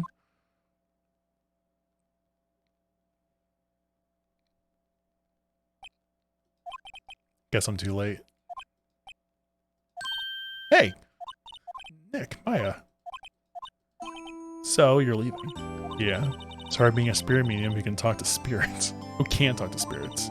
And I think you'll do fine without me, Nick. Be good, okay? He just objected. Wait. What? I never could have saved Edgeworth without your help. On that last day of the trial, I heard her. I heard Mia's voice. You heard my sister? Yes, only her voice, but still. It was at the very end when I thought we'd lost everything. I'll ask my sister for you. Detective Gumshoe helped, and Mr. Grossberg, and even Larry. I'm the only one who couldn't help. I was useless, Nick. But you were the one who stopped Von Karma, Maya. I didn't do anything. All I did was wander around in the daze. Sorry, but I have evidence that helped you. Evidence. Show Maya some evidence to cheer her up. The bullet. A bullet? Von Karma was convinced that he had taken all the evidence pertaining to DL6. But you were the one who rescued the last piece of evidence we need. This was the bullet that put an end to Von Karma. And you were the one who gave it to me. Yeah. Thanks, Maya. Okay, I've done it without you. Oh. I'll be back soon. Huh? I'm going to complete my training and come back. Okay, I'll be waiting. Of course you will. You can't run that office by yourself. You're hopeless. I don't know about that. Oh. So, this is it. See you soon, Maya.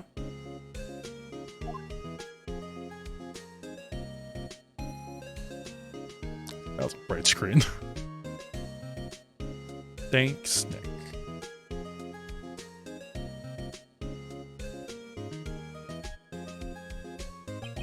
And so my story ends. Time to turn a new page. And say goodbye to the novice defense attorney that I once was. Now a new story begins. With the same old crazy cast of characters. Oh, that's it. Ha! Don't think you've graduated yet, amateur. Mr. Wright, perhaps you'd like to rethink that claim? Yes, Your Honor. Uh-oh, I got a bad feeling about this.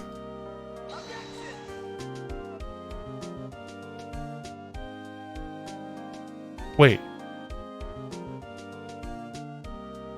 That was the end of the game? Hey pal, Mr. Edgeworth came down to the precinct to wish me a happy new year. Talk about a pleasant surprise. Oop, Detective Gumshoe. Then he hung his head low and went right back to outside. I thought there was 5 episodes, kind of like he was embarrassed or something. Strange, huh?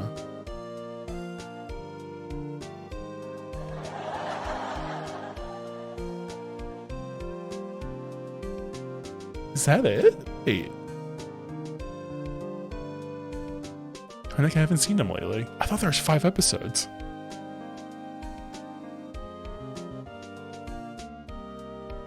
Huh? Oh, she's in Hawaii right now? Yeah. I'm like looking at things. Like, wait a minute. I wonder if there's like a hidden episode maybe?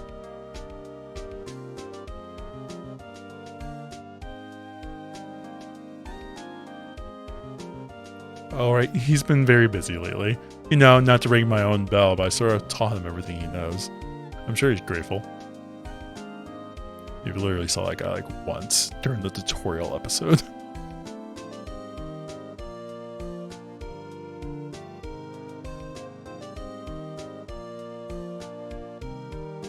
Phoenix, right?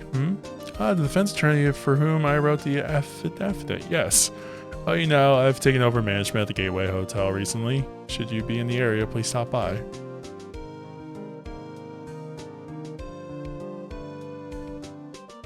I think there is another episode. Maybe it's like a hidden, like, special episode, but I think there's one more. At least according to Steam achievements. Thanks, right? Ah, yes, Mio's here. I was wondering how he's doing as late. Ah, the days of my youth, like the scent of fresh lemon, you see.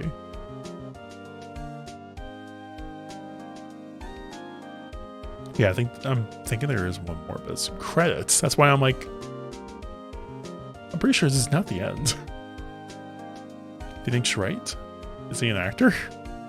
Well, I'm not buying it. You can't be a star with a name like Phoenix. Did you know that? Oh god, one of the DVDs. Not that I know of a DVD, but everything in this isn't going straight anymore.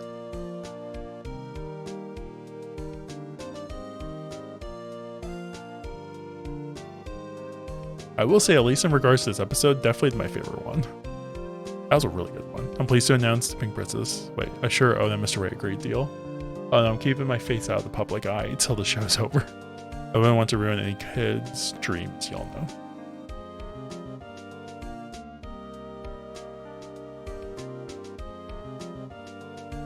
Hiroshi Nakaya Tarada. Oh, I got a letter from Maya the other day.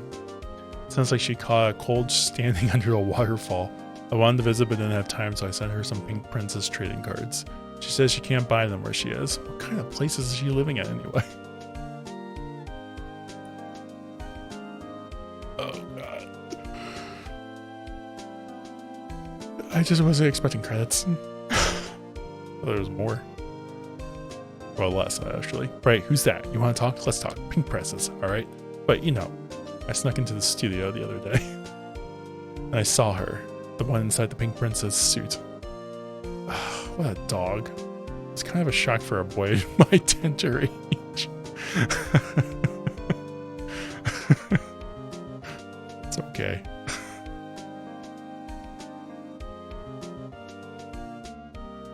Yeah, I remember Wright, that lawyer guy. Huh? Me? I'm in training in becoming a paranormal photographer. You know that picture I took of everyone? Well, just behind them there's a ghost. For real. Now that's a talent. I'm gonna be famous. What? What if that actually ends up becoming the next episode?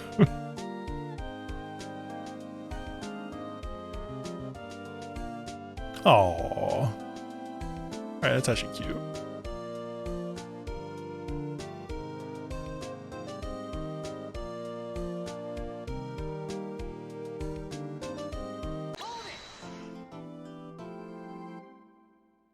Yeah.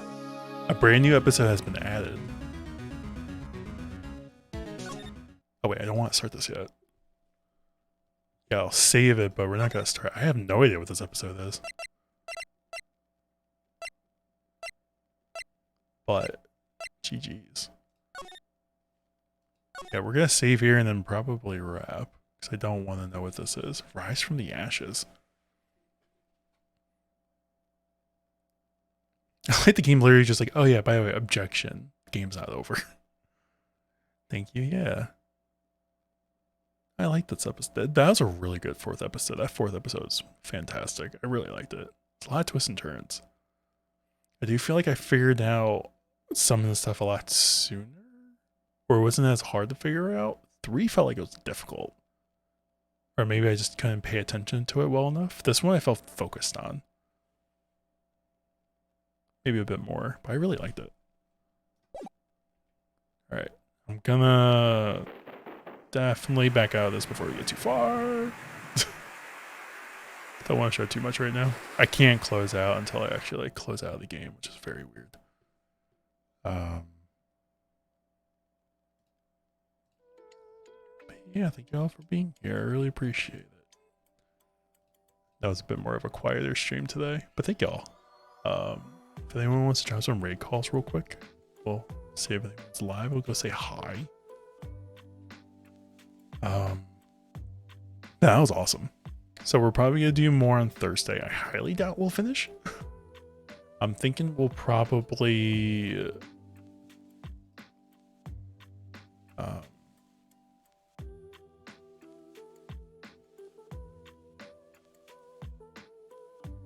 get started on the final episode because I'm like positive episode 5 is the last one, so we'll probably get started on episode 5 and then go from there.